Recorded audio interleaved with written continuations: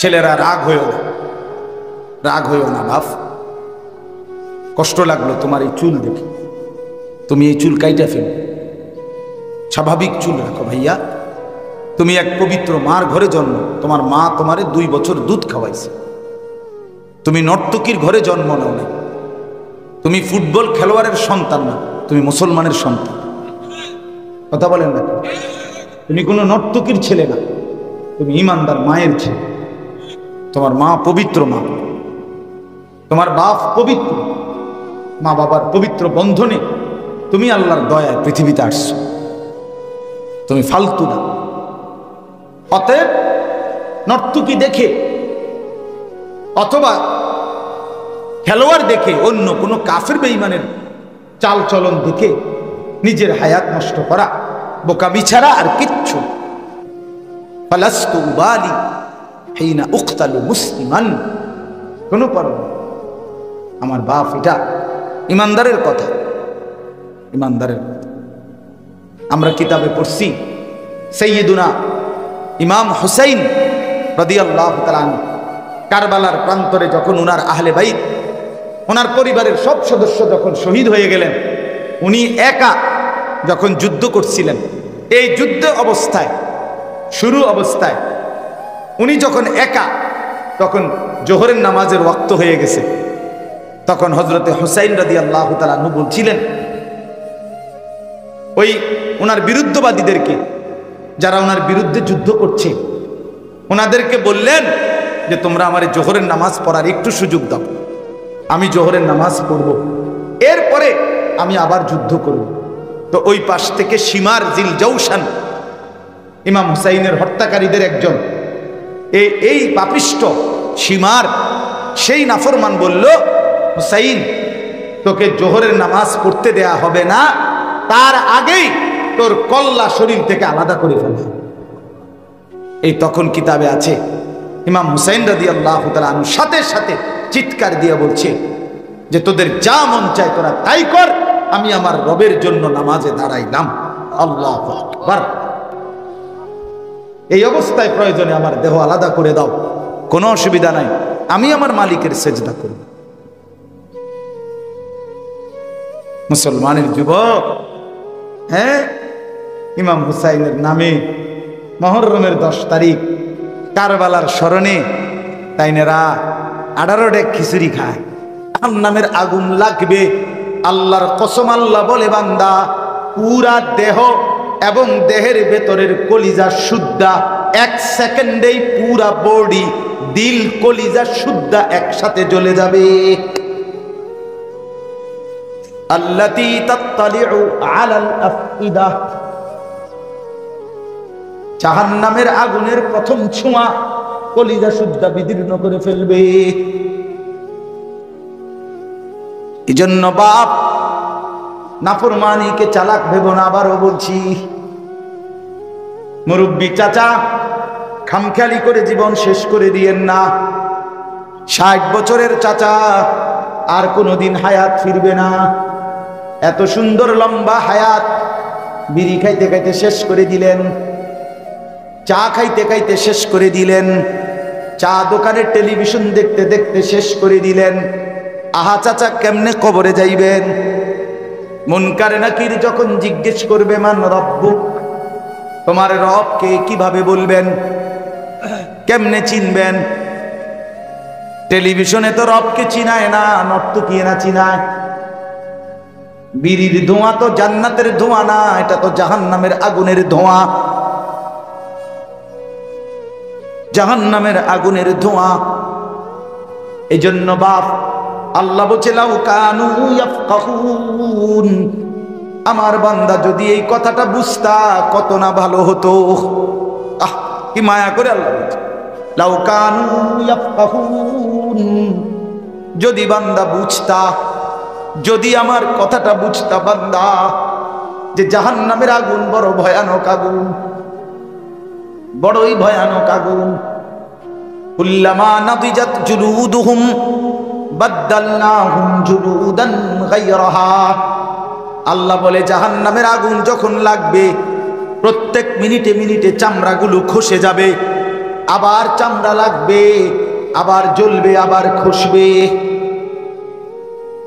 আল্লাহ বলেন তালফাহু উজুহাকুমুন নার ওয়া হুম ফিহা কালিহুন। আল্লাহ বলে বান্দা, দুনিয়ার উত্তপ্ত কড়াইয়ের তেলের মধ্যে কই মাছ, তেলাপিয়া মাছ যেমনে চাপ দিয়ে দিয়ে এক পিঠ ওই পিঠ করে ভাজে, চাপ দিয়া দিয়া, আল্লাহর কসম না ফরমান, আল্লাহ বলে তোর দুইটা গাল, তোর দুইটা চেহারা জাহান্নামের আগুনের মধ্যে এইভাবে চাপ দিয়ে দিয়ে পোড়ানো হবে।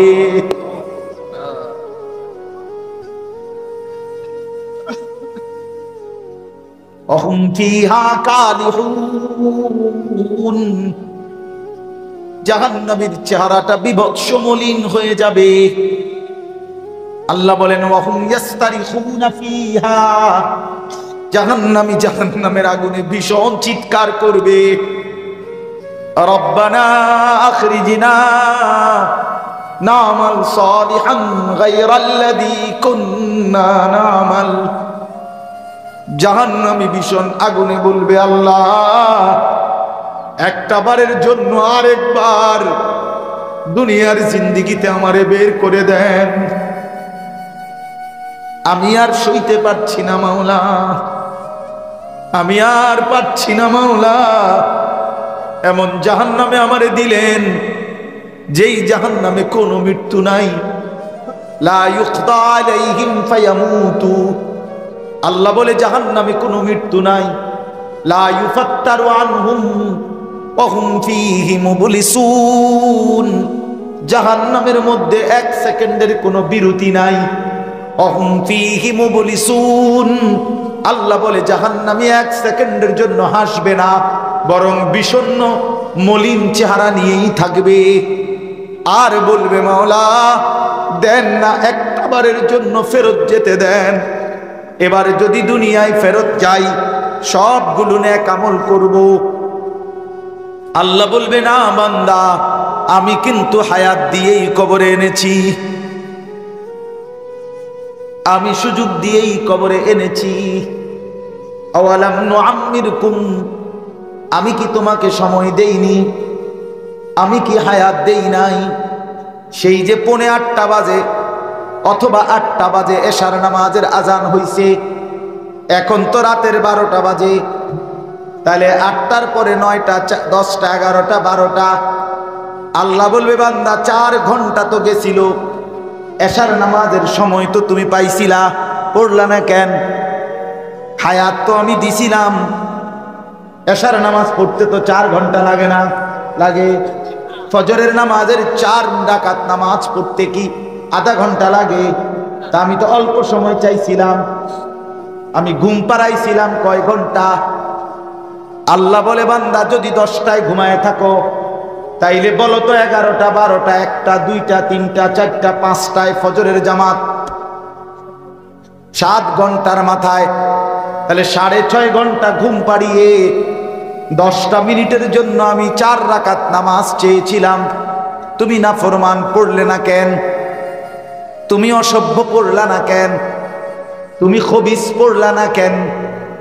রাসূলুল্লাহ সাল্লাল্লাহু আলাইহি ওয়াসাল্লাম বলেন ফজরের নামাজ যে পড়ে না সে খবিস। সে কি? কোন নামাজ? কোন নামাজ? আবার বলেন, আবার বলেন, আবার বলেন, ফজর যে পড়ে না সে কি? আবার বলেন, আবার বলেন, জোরসে বলেন, সবাই বলেন, খবিস বেটা, তুই খবিস বেটা, খবিস বেটা। আর খবিস পায়খানায় থাকে, খবিস বাথরুমে থাকে। এই জন্য নবী বাথরুমে ঢুকতে খবিসের থেকে পানা খায়। তাহলে বুঝা গেল খবিস কই? বাথরুম। আল্লাহুম্মা ইন্নী আউযু বিকা মিনাল খুবুসি ওয়াল খাবাইস। আল্লাহ খবিস থেকে পানাহ চাই। তাইলে বুঝা গেল খবিস কই? টয়লেটে, টয়লেটে থাকে। নবী বলছে ফজরের নামাজ যে পড়ে না, বালা শাইতানু ফি উযুনাইহি, তার 2 কানে শয়তান মুত্তা দিছে। এই জন্য ফজরের নামাজ যে পড়ে না তার 2 কানে শয়তান মুত্তা দেয়। শয়তানের মুতে দুর্গন্ধ বেশি। এই জন্য আমার পরামর্শ হলো, যারা ফজর পড়ে না তারা কানের মধ্যে যেন প্যাম্পাস ফিল লাগায়। মুতের কারণে তো শরীর বাসা যাবে শয়তানের মুতে। নিচেও শরীর না পাক। ওই যে উলঙ্গ ছবি দেখছে, কথা বোঝেন নাই? নিচে তো শরীর আগেই না পাক, এখন যখন ফজর পড়ে নাই তো উর্ফি দিয়েও শয়তান মুত্তা দিছে, এখন পুরা শরীর এক অপদার্থ বর্বর। এটা ছাড়া তারে টাঙ্গাইয়া দেখানো উচিত যে ভাই ইনি এলেন একটা সিজ দেখেন। আস্তাগফিরুল্লাহ, আস্তাগফিরুল্লাহ। যদি লজ্জা হয় তো ইনশাআল্লাহ ফজরের নামাজ পড়বো ইনশাআল্লাহ। সবার কাছে অনুরোধ করলাম, যদি আল্লাহ কখনো আবার তৌফিক দেয় তো খোলা লম্বা বয়ান হবে, কিন্তু আজকে এটুকুই আমি অনুরোধ করছি, আমরা ভাবা দরকার, সময়কে মূল্যায়ন করা, বর্তমান বিশ্ব পরিস্থিতি নিয়ে ভাবা। যুবক ভাই, তোমাদের উচিত ভাই, প্রিয় ছেলেরা, তোমরা বাঁচতে হবে, আগামীর পৃথিবীতে তোমরা মুখোমুখি হবে, হয় ক্ষুধার মুখোমুখি হইবা, নয় দারিদ্রতার মুখোমুখি হবা, নয় যুদ্ধের মুখোমুখি হবা। এই যে আমাদের অন্তর্বর্তী সরকারের প্রধান উপদেষ্টায় গত 3-4 দিন আগে বলছে যে বিমান বাহিনীর মহড়া হইছে, এখানে সে একটা সুন্দর বক্তব্য দিছে যে বর্তমান যুদ্ধমুখর এই বিশ্ব পরিস্থিতিতে প্রস্তুতি না নেওয়া আত্মহত্যা। এই প্রথম আমার বুঝ হওয়ার পরে বাংলাদেশে কোনো প্রধানমন্ত্রী বা কোনো রাষ্ট্রের গুরুত্বপূর্ণ ব্যক্তি এমন শব্দ বলতে আমি আর শুনি নাই। এমন আশ্চর্য শব্দ কইছে যে এই বর্তমান যুদ্ধমুখর এই পৃথিবী, অর্থাৎ প্রতি মুহূর্তে কল্পনাও ছিল না হয়তো বিশ্ব পরিস্থিতিটা এমন যে খেলতেছে হাসতেছে পর্যটক, তো এখানে গুলি হয়েছে, এরপরে লাইগা গেছে, এরপরে দেশ থেকে ছাড়াইয়া রাষ্ট্রের সাথে রাষ্ট্রের যুদ্ধ। অর্থাৎ কখন কোন মুহূর্তে পান থেকে চুন খসে গেলে রক্তের বন্যা বয়ে যাবে, বোমার বন্যা বয়ে যাবে, মিসাইলের বন্যা বয়ে যাবে, তুমি জানো না। তুমি জানো না। তোমরা বেশি রং তামসা করতে আসো, এক ওয়াক্ত নামাজও পড়ো না, সারাক্ষণ চেহারা সুরতের মধ্যে বেঈমানের চেহারা, চুল, লেবাস, পোশাক, আর এই মোবাইলটার মধ্যে নারী ছবি দেখে দেখে নিজেরে পচাইয়া গন্ধ বানায় লাইছো। তোমরা না ফিরলে টিকবা কেমনে? কিভাবে টিকবা? আল্লাহ আমাদেরকে বুঝ দান করেন, আল্লাহ আমাদেরকে বুঝ দান। আশ্চর্য হবেন, শুনেন, গত 2-3 দিন হয়েছে, 3 দিন মনে হয় নাই, ভারতের একটি পার্কে 1-2 মুসলিম নারী, ওনারা নামাজের ওয়াক্ত হয়েছে, একটা আলাদা পার্কের এক পাশে একটা মুসল্লা বিছাইয়া, মানে রুমাল বা কিছু বিছাইয়া 2 পর্দানসীন বোরখাওয়ালি নারী নামাজ পড়ছে ওইখানে। শুধু এই নামাজ পড়াতে তারা ওইখানে ঘোষণা দিছে এই জায়গাটা নাপাক হয়ে গেছে। এরপরে গরুর পেশাব দিয়ে, গোমূত্র দিয়ে, এরপরে মন্ত্র পড়ে এরপরে এটারে পবিত্র করছে। মানে আমার মন্ডার মধ্যে কইছে যে পাগল পেশাব দিয়ে পবিত্র করে, এরম তার সিরা মাথা খারাপ মানুষ কেমনে হয়? পেশাব দিয়ে কেমনে পবিত্র হয়? পানি দিয়ে না পবিত্র হয়, এরা পেশাব দিয়ে কি করছে এটারে? মানে মুসলমানের প্রতি ঘৃণা কি পরিমাণ, কি পরিমাণ! এই জন্য আমি অনুরোধ করছি, দুশ্মন ছাড়বে না, দুশ্মন ছাড়বে না। দুশ্মন ওত পেতে আছে, বেঈমান ওত পেতে আছে। অতএব আমরা যদি আমাদের আল্লাহর সাথে সম্পর্ক না বাড়াই, আখিরাতের সম্পর্ক না বাড়াই, আমরা যদি সেজদা না করি, তাইলে আফসোস করতে হবে, আফসোস করতে হবে। এই জন্য আমি অনুরোধ, প্রিয় নওজোয়ান ছেলেরা, বাবা, নিজেদের মধ্যে হাসি রসিকতা দিয়ে উড়াইয়া দিও না, উড়াইয়া দিও না। যে কোনো সময় ঝড় দেখলে চোখ বন্ধ করে রাখলে ঝড় থামে না। তুফান আসতেছে, এইটা দেখে যদি কেউ চোখ বন্ধ করে ফেলে যে না তুফান আসে না, ওই আমি তো নালে দেখি না, আরে না বেটা, তুফান হচ্ছে, তুমি চোখ বন্ধ করে রাখছো। এই জন্য আল্লাহ আমাদের প্রত্যেককে ঈমান আমলের জীবন দান করেন, উত্তম আখলাক দান করেন, আল্লাহর দিকে ফিরে আসবার তৌফিক দান করেন। ছেলেরা ভাই, নামাজ পড়ো ভাইয়া, আল্লাহরে ডাকো। আলহামদুলিল্লাহ আমরা হতাশ না, প্রতিদিন কম বেশি কিছু কিছু ছেলে আল্লাহর দিকে ফিরতেছে, নামাজ পড়ে, আল্লাহকে মানে, আল্লাহকে ডাকে, আল্লাহর দিকে ফিরে চোখের পানি ফেলে। এমন যুবকও আলহামদুলিল্লাহ কম না। হ্যাঁ হ্যাঁ আমরা জানি আলহামদুলিল্লাহ কম না। আল্লাহর দয়ায় প্রতিদিন অগণিত যুবক আগামীর মাহাদির জন্য অপেক্ষা করছে, যারা কলিজার খুন দিয়ে জমিনের রক্ত দেবে, জিহাদ করবে, বিনিময়ে কালেমার পতাকা উড়বে ইনশাআল্লাহ। কোন মদখোর, গাঁজাখোর, নেশাখোর, কোন নারী লোভী চরিত্রহীন যুবক, তুমি বুদ্ধিমান না। ইউখাদিউন আল্লাহ ওয়াল্লাযীনা আমানু ওমা ইয়াখদাউনা ইল্লা আনফুসাহুম ওমা ইয়াশউরুন। আল্লাহ তাআলা বলে, যারা মুনাফিক, যারা মুখে দাবি করে মুসলমান কিন্তু যারা কর্মে মুনাফিক,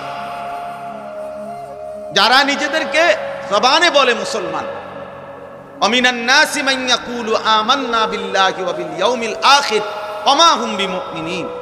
আল্লাহ বলে, মুখে তো বলে আমি আল্লাহরে মানি, আখিরাতকে মানি, আল্লাহ বলে আমি বলি, ওরা ঈমানদার নয়, মুনাফিক। কর্মে তো প্রমাণ হলো না। তো আল্লাহ তাআলা বলেন, ওরা ভাবতেছে আমি আল্লাহকে ধোঁকা দিচ্ছে, ওরা মনে করতেছে আমার ঈমানদার প্রকৃত যারা ইবাদতওয়ালা বান্দা তাদেরকে ধোঁকা দিচ্ছে। আল্লাহ বলে, না, শোনো বেঈমান মুনাফিক, তুমি মূলত তোমার নিজেকে ধোঁকা দিচ্ছ, তুমি বুঝতেছ, তুমি তোমাকে ধোঁকা দিচ্ছ।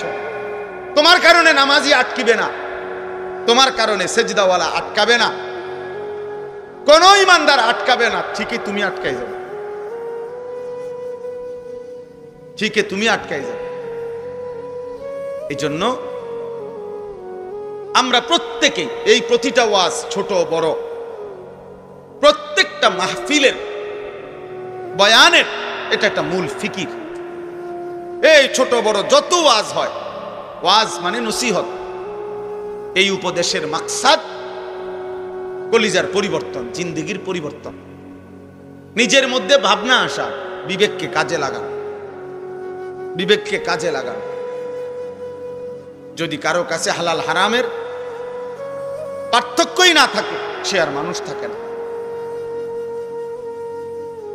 সে আর মানুষ থাকে না, সে জানোয়ারে রূপান্তরিত হয়। কারণ একমাত্র জানোয়ারের স্বভাব এটা, যার মধ্যে হালাল হারামের কোনো অনুভূতি নাই, পাক নাফাকের কোনো অনুভূতি নাই, পবিত্রতা অপবিত্রতার কোনো অনুভূতি নাই, এই জানোয়ারের আখলাক। এজন্য তোমরা যে সমস্ত ছেলে পেশাব পায়খানার পরে ঢিলা কুলুক টয়লেট পেপার ব্যবহার করো না, ঠিক মতো পবিত্র হও না, তোমার এই আখলাক জানোয়ারের আখলাক, কুত্তা বিলের আখলাক, এটা কুকুর বিড়ালের আখলাক, এটা ইনসানের আখলাক হইতে পারে না। কারণ পশু এবং জন্তু জানোয়ার, তার মধ্যে হালাল হারাম পাক নাফাকের অনুভূতি নাই। কুকুর না ঠ্যাঙ্গালগি দিয়া পেশাব করে চলে যায়, কিন্তু একজন ইনসান মানুষ সে এমন হবে কেন? এই জন্য ধীরে ধীরে অসংখ্য মুসলমান আজকে টাকা রোজগার করে, মাথার ঘাম পায়ে ফেলে, কিন্তু তার মনের মধ্যে এলো আমি আমার জিপুত সংসারের লাগিয়া এই কষ্টটা করতেছে। কিন্তু যাদের জন্য কষ্ট করতেছে তাদের চরিত্র, তাদের আখলাক, তাদের ঈমান, তাদের আমলের ব্যাপারে ওনার কোনো মাথা ব্যথাই নাই। উনি এমনি বলে তারার লাগিয়া কষ্ট করতেছে। আপনি তো আসলে সোফার লাগিয়া কষ্ট করতেছেন, আপনি একটা টাইলসওয়ালা বিল্ডিং এর জন্য কষ্ট করতেছেন, আপনি 20 শতক জমি কেনার জন্য কষ্ট করতেছেন, আপনি গোস্ত দিয়া ভাত খাইতেন কষ্ট করতেছেন, আপনি মূলত সন্তানের জন্য কষ্ট করেন নাই, বিবির জন্য কষ্ট করেন নাই। সন্তান এবং বিবির জন্য যদি কষ্ট কেউ করে থাকে তো সেটা তার ইবাদত, তার আমল, তার বন্দেগী, তার আখিরাতের জন্য যদি কষ্ট করে সেটাকে বলে কষ্ট, সেটাকে বলে কষ্ট। আর নাই তো এটা ভুয়া ভুয়া কথা, ভুয়া কথা। আপনি সারাটা দিন মাথার ঘাম পায়ে ফেললেন একটা টাকার জন্য, 500টা টাকার জন্য, আর আপনার সন্তান নামের এই হাইওয়ান সে সারা রাত মোবাইলে উলঙ্গ ছবি দেখে, কোনোদিন ফজরের নামাজ পড়ে না, এই জানোয়ারের জন্য নি উপার্জন করছেন, এই জানোয়ারের জন্য নি কামাই রোজগারি করলেন, এই হাইওয়ানের জন্য নি বিল্ডিং করলেন। এ তো মানুষ নামের জানোয়ার, এ তো মানুষ নামের কুকুর। এই পশুর জন্য কি দরকার ছিল রোজগার করার? সে যেহেতু সব গুনাহ নাফরমানি অসভ্যতা করতে পারে, তাহলে তার হাতে ছেড়ে দেন। যেহেতু তুই সবই পারস বেটা, নারীও দেখতে পারস, ছবিও দেখতে পারস, উলঙ্গ নাচও দেখো, তুমি যেহেতু আল্লাহও চেনো না, রাসূলও চেনো না, সেজদাও চেনো না, নামাজও চেনো না, তো তুমি জানোয়ার, তোমার ছেড়ে দাও তারে, যে তার হাতে ছেড়ে দাও, যা বেটা।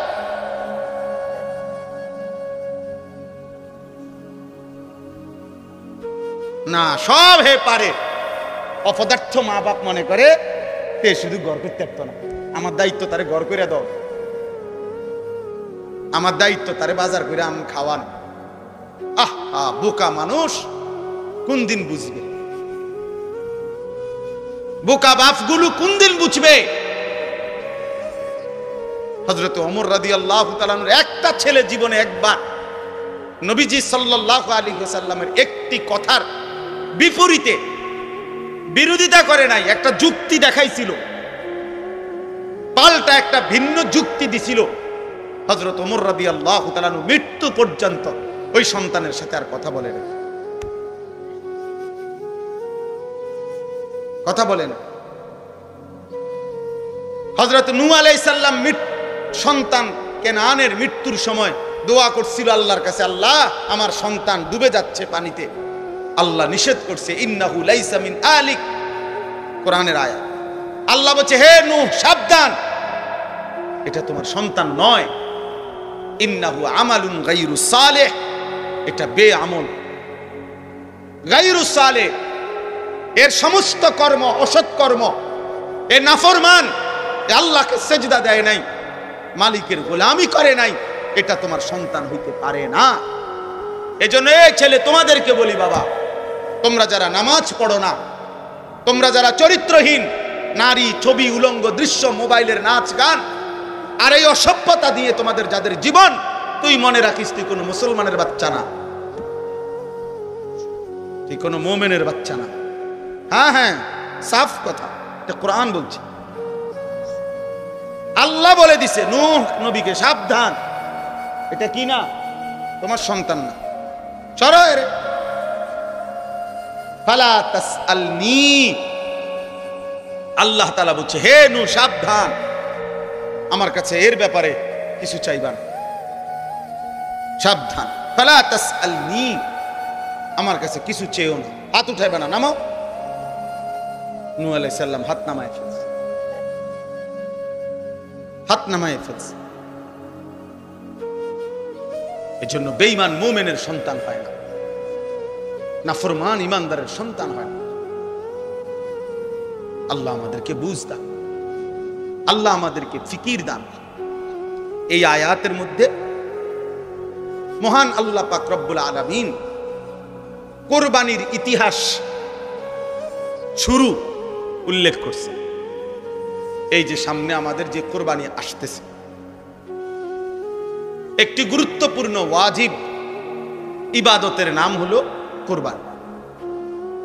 আমাদের জীবনে মুসলমান হিসাবে আর্থিকভাবে, মানে টাকা পয়সার সাথে সম্পৃক্ত বিশেষ গুরুত্বপূর্ণ ইবাদত তিনটা। একটা হলো যাকাত, একটা হলো হজ, আর একটা হলো কুরবানি। যাকাত এবং হজ হলো ফরজ, আর কুরবানি হলো ওয়াজিব। আর একজন মুমিন ফরজ, ওয়াজিব, সুন্নতে মুআক্কাদা এই তিন আমলে ঘাটতি করার, বাদ দেওয়ার কসম খোদা কোনো সুযোগ নেই। তারে মুমিনই বলে না, তারে ইমানদার বলার কোনো সুযোগই নাই যার জীবনে ফরজ নাই, যার জীবনে ওয়াজিব নাই, যার জীবনে সুন্নতে মুআক্কাদা নাই। এ কোনো মুমিনে না। এজন্য মুমিন এটুকু করতেই হবে। হ্যাঁ, নফল, মুস্তাহাব, মাসনুন অনেক আমল করলে অনেক নেকি, কখনো কখনো ছুটবার ছেড়ে দেওয়ার সুযোগ আছে। কিন্তু একজন মুমিন, ইমানদার, মুসলিম পরিচয়ধারী, তার জন্য ফরজ ওয়াজিব ছেড়ে দেওয়ার, সুন্নতে মুআক্কাদা ছেড়ে দেওয়ার কোনো অনুমতি নেই। রাসূলুল্লাহ সাল্লাল্লাহু আলাইহি সাল্লাম বলছে, যেমন ফজরের নামাজের 2 রাকাত সুন্নত, ফরজের আগে, সুন্নতে মুআক্কাদা। নবীজি বলছে, তোমারে যদি ঘোড়ায় পিষ্ট করে ফেলে, অর্থাৎ তোমায় যদি ঘোড়ার পায়ের নিচেও পড়ে যাও, এত বেশি আহত হইছ যে ঘোড়ায় তোমারে পায়ে পাড়ায় এলাইছে, আল্লাহ রসুল বলছে তবুও ফজরের 2 রাকাত সুন্নত নামাজ ছেড়ে দিও না। সুন্নতে মুআক্কাদার প্রতি নবী এতটা গুরুত্ব দিয়েছেন। নবীজি সাল্লাল্লাহু আলাইহি সাল্লাম বলছেন, মান ওয়াজাদা সাআতান লিআন ইউদাহিয়া ওয়া লাম ইউদাহি ফালা ইয়াকরাবান্না মুসাল্লানা। সরাসরি হাদিস। যার সামর্থ্য ছিল অথচ কোরবানি করলো না, ওয়াজিব আদায় করলো না, আল্লাহর নবী সাল্লাল্লাহু আলাইহি সাল্লাম বলেন, ওই নাফরমান যেন আমাদের ঈদগাহে, আমাদের নামাজের জায়গায়, মুসল্লা, ঈদগাহ, সেখানে যেন না আসে। ওই ভাই, ওই দুষ্টামি করো না, ওই লাল গেঞ্জি, সাবধান, ফাজলামি করো না, ফাজলামি করলে বাইরে ওঠো, মস্কারির জায়গা না এটা।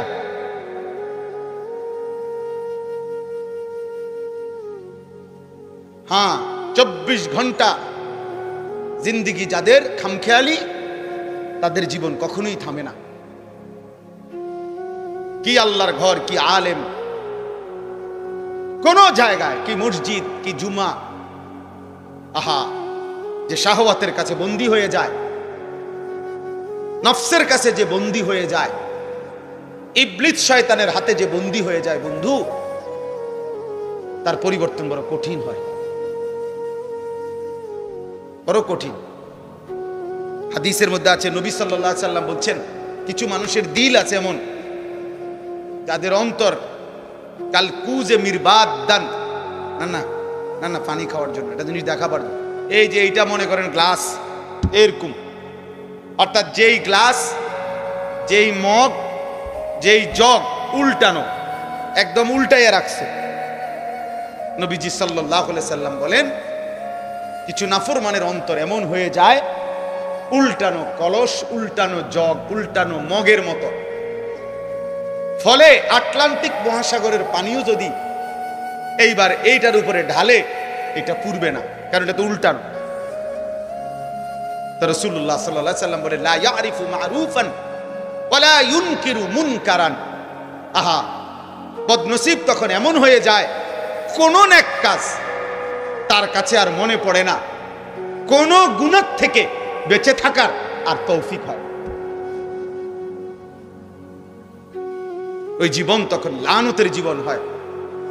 ওই জীবন তখন বাইসিরিয়াল শয়তান তাকে তার গোলাম বানায়, একটার পর একটা গুনাহ। একবার মদ খায়, একবার বিড়ি খায়, একবার নারী দেখে, একবার জেনা করে, আরেকবার জেনার ছবি দেখে, আরেকবার মনে করেন একজনের ফাঁসাত লাত্তি দিয়ে লাইছে, আরেকজনের কূপ দিয়ে লাইছে, আরেকজন আরেক রাস্তার মেয়ের পিছনে পিছনে ঘুরতেছে। মানে পাগলে কি করে তার আর কোনো কি নাই, জীবনের কোনো সিরিয়াল নাই, হায়াতের কোনো আর কি নাই, কিছুই নাই। শয়তানের এমন গোলাম হয়, নফসের এমন গোলাম হয়। আহা, এই জন্য এটা বোঝা উচিত। এই ছেলেরা, তোমরাও বুঝো বাবা, নিজের দিকে নিজেই তাকাইও, তোমার দিকে কেউ তাকাবে না, কেউ না, কেউ কারো জন্য থামে না। স্বার্থপর এই দুনিয়ায় তুমি নষ্ট হইয়া যদি পচাও যাও, গন্ধও ছোড়ে, নারী দেখতে দেখতে, ছবি দেখতে দেখতে, উলঙ্গ নাচ দেখতে দেখতে, বেনামাজি চলতে চলতে, তোমার মতো জানোয়ারের দিকে ফিরে তাকাবার টাইমও কারো নাই। তুমি মনে করছো আরে তোমারটা তুমি নষ্ট হইয়া গেলে আর কি, তুমি চরিত্র, কোন দুনিয়া কোন নাফরমান, কোন পাপী আল্লাহর দুনিয়া থেকে চলে গেলে কুত্তাও আর নাম নেয় না, কুত্তাও আর নাম নেয়। কে কার জন্য বসে থাকে? চলার পথের সামনের গাড়ি অ্যাক্সিডেন্ট করে যাত্রী মারা গেছে, লাশ রাস্তার পাশে, এরপরও তো পিছনের গাড়ি থামে না, সাইডে দিয়ে যায়। সময় কই কার? কার লেগে কে বইয়া থাকবো? টাইম কই মিয়া? আমাদের ছেলে পেলে গুলো বুঝলই না। কারে দেখায় চুল, কারে নিজে নিজে নিজের সারা দিনে 50 বার নিজের ছবি নিজে উঠায়, নিজেই হাসে, নিজেই হাতালগি দেয়, নিজেই চুল ঠিক করে, নিজেই আবার ছবি ফেসবুক, মানে নিজেই পাগল, মানে নিজের তার যে ছিঁড়ে গেছে এটা জানে না। প্রত্যেক যারা এই সেলফি তোলে যারা, এর অধিকাংশই প্রতিবন্ধী। বাস্তব এগুলো তার ছিঁড়া, এগুলা মানসিক প্রতিবন্ধী। নাই তো নিজে নিজে হাসবে কেন? নিজে নিজে হাসবে কেন? আল্লাহ আমাদেরকে বুঝার তৌফিক দান করেন। এজন্য বাপ বলতেছিলাম, অলসতা, গাফলত অনেক বড় মুশকিল, মুসিবত। অলসতা যারে পাইয়া বসে তার জীবন শেষ। মুমিন অলস হবে না, কারণ আমার মঞ্জিল অনেক দূর, আমারে অনেক দূর যাইতে হবে। আমি থেমে গেলে হবে কেন? আমি থামলে হবে কেন? এত লম্বা কবর নয়তো আমি পাড়ি দেব কেন? এত বিস্তীর্ণ হাসরের মাঠ আমি পাড়ি দেব কিভাবে? আমার ফুলসেরাত আমি কেমনে পার হব? এত লম্বা পথ যার সামনে, সে এত দ্রুত থেমে গেলে হবে না। শুধু মসজিদে 10,000 টাকা দান করলে এত বড় বেহেশতের বুঝ হয় না। শুধু মসজিদে 3টা ফ্যান দিয়ে দিলে এত বড় আখিরাতের ব্যবস্থা হয় না। ভুল এবং অশুদ্ধ, সূরা শুদ্ধ নাই, কেরাত শুদ্ধ নাই, দোয়া শুদ্ধ নাই, ওযু গোসল ঠিক নাই, এরকম নামাজ শুধু শুক্রবারের 2 রাকাত নামাজ দিয়া, হায় নাফরমান মুসলমান, বাকি 5 ওয়াক্ত নামাজ যারা পড়েন না, এই বেহায়া বেশরমরা মনে রাখেন আখিরাত এত মামুলি না। আপনি যেটা মনে করছেন, আপনারে ইবলিসে, শয়তানে আপনারে বলছে, শয়তানে যে শুধু শুক্রবারে নামাজ পড়লেই চলে, এটা যারে বুঝাইছে তারে শয়তানে বুঝাইছে, কোন মুমিন বুঝায় নাই। কোন আলেমে দ্বীন কোনদিন বলে নাই, কোনদিন বলে নাই যে একজন মুমিনের জন্য শুধুই জুমার নামাজ পড়া জরুরি। পৃথিবীর কোথাও নাই এ কথা, আল্লাহর কোরআনেও নাই, রাসূলের সুন্নাতেও নাই, কোন আলেমে দ্বীনের জবানেও নাই। এক শয়তান তার কলজার ভিতরে এটা ঢুকাইছে। এই ইবলিস তারে বুঝাইছে শুধু তুই শুধু মুসলমান পরিচয় রাখবি, শুক্রবারে 2 রাকাত নামাজ পড়বি, আগেও পড়বি না, পরেও পড়বি না। আহ, হে নিজেরে খুব চালাক মনে, খুব চালাক। ভাত দুগা ঠিক মতো খায়, বস্তু দিয়া ভাত খায়, আর দুনিয়া একটু চলতেছে এই কয়দিনের, এতেই খুব চালাক। না ভাইয়া, চালাক না। আখিরাত, আখিরাত যার সামনে সে চালাক। আল কাইয়িসু মান দানা নাফসাহু, নবী সাল্লাল্লাহু আলাইহি ওয়াসাল্লাম বলেন, বুদ্ধিমান সে যে তার নিজের হিসাব করে, ও আমিলা লিমা বাদাল মাউত, এবং মৃত্যু পরবর্তীর জন্য আমল করে, আমল করে। এজন্য চালাক বলে কাকে? ইমানদারকে। চালাক বলে বন্দিগিওয়ালাকে, চালাক বলে আখিরাত চিনে যে। নবীজিকে জিজ্ঞেস করছে, মান আকিয়াসুন নাস, হে আল্লাহর রাসূল সর্বাধিক বুদ্ধিমান কে? নবী সাল্লাল্লাহু আলাইহি ওয়াসাল্লাম বলেন, আকসারুহুম যিকরান লিল মাউত, যে বেশি বেশি মৃত্যুকে স্মরণ করে, ও আকসারুহুম ইস্তিদাদান লিল মাউত, যে বেশি বেশি মৃত্যুর জন্য প্রস্তুতি গ্রহণ করে। এজন্য বন্ধু আমার ছেলেরা, কোন নাফরমান চালাক হয় না, তার জন্য তো পৃথক শব্দই আছে। আরে চালাক বলবে কেন? মনে করেন একটা লোক সুর, এতে বুঝি চালাক? এ তো সুরে না। একজন লোক সুদখোর, তে হে কি চালাক না? তার লেগে তো শব্দ নির্ধারণ করাই আছে সুদখোর, তো আপনার লেগে তো উপযুক্ত শব্দ রাখছে। আপনার চালাক কইতো কি? চালাক কইতো। একজন লোক মিথ্যাবাদী, ওজনে কম দেয়, কাস্টমারকে ঠকায়, হে চালাক না, তার জন্য বাটফার এই শব্দ তো আছেই। যদি এমন হইতো যে শব্দ নাই আপাতত, এটা দিয়ে আমরা চালাই, আমরা লেগে তো উপযুক্ত শব্দ রাখছি। সুদখোর, ঘুষখোর, হারামখোর, জিনাখোর, ব্যভিচারী, মদখোর, নেশাখোর, গাঁজাখোর, কুট্টাখোর, বাবাখোর, ডাইলখোর, ইয়াবাখোর, হারামখোর, ব্যভিচারী, বেপর্দা নারী, বেহায়া নারী, তো সুন্দর সুন্দর শব্দ তো আছেই।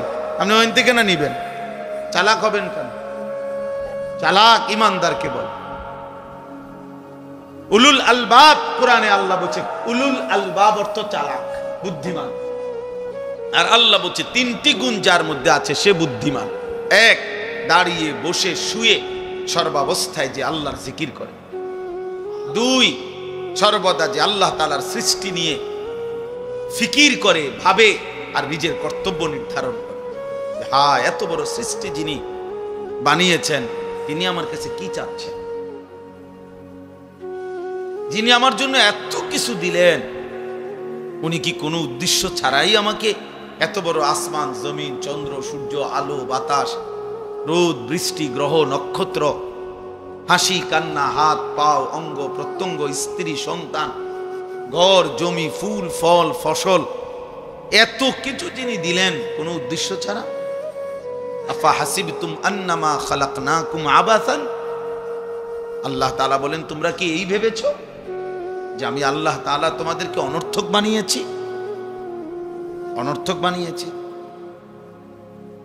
আমরা কিতাবে পড়ছি হযরত ইউনূস আলাইহিস সালাম একদিন এক মাটির কুমার, যে মাটি দিয়া পাতিল বানায়, তো কুমার রে বলছে তোমার এই যে বানানো পাতিল যেগুলো তুমি মাটি দিয়া বানাইছো, একটা পাতিল ভাঙ্গা ফেলো। তো সে বলল কেন ভাঙবো? আমি কি এটা প্রয়োজন ছাড়া বানাইছি? আমি ভাঙবো কেন? আমার বানানো মাটির পাতিল আমি ভাঙবো কেন?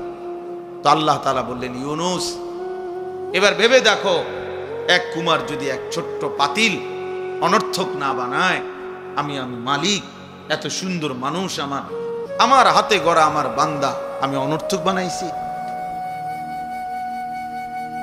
কিভাবে শোনো?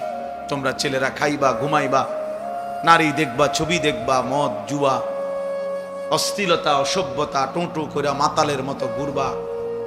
কে মা, কে বাবা, কি ধর্ম, কি ইসলাম, কি আল্লাহ, কি কোরআন, কিচ্ছুর সাথে যাদের কোনো সম্পর্ক নাই, প্রিয় ভাই, এমন জীবন তো জানোয়ারের জীবনও না।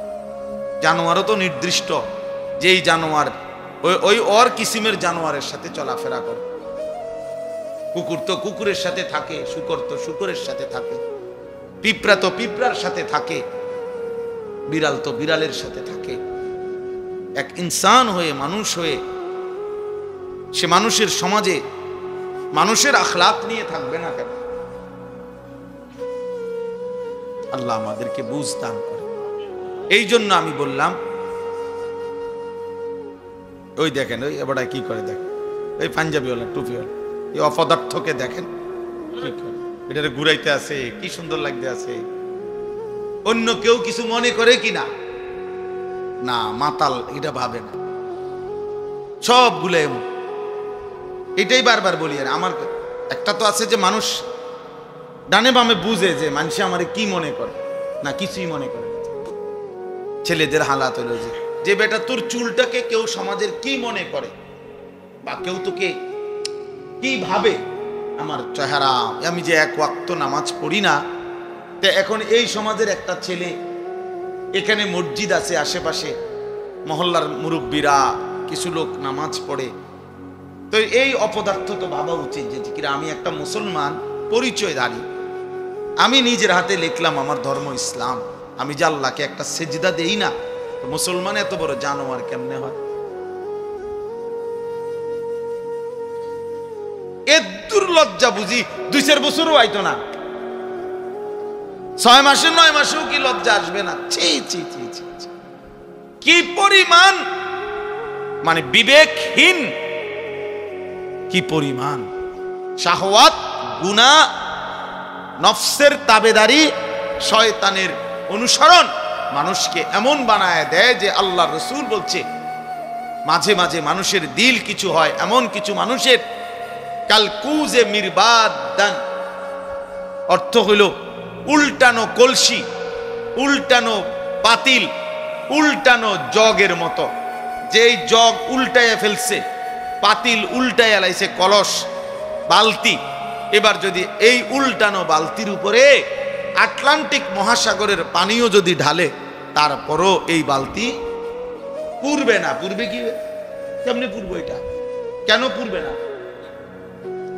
আল্লাহ রসুল বলছে গুনাহ এবং নাফরমানি কিছু মানুষের দিল এমন এমন বানায় ফেলে যে সেই দিল একদম উল্টায়া যায়। আর কোনোদিন, প্রিয় ছেলেরা আমার মনে রাখো বাপ, এত পরিমাণ গুনাহ করো না যেই গুনাহের কারণে একদিন আল্লাহর রহমের নজর থেকে আল্লাহ দূরে সরাইয়া দিল উল্টায়া দেয়। তখন আল্লাহর নবী বলেন লা ইয়ারিফু মারুফান ওয়ালা ইউনকিরু মুনকারান। ওই নাফরমান আর কোনো ভালোকে ভালো মনে করে না, কোনো গুনাহকে আর ছাড়তে চায় না, সে গুনাহকে গুনাহই মনে করে।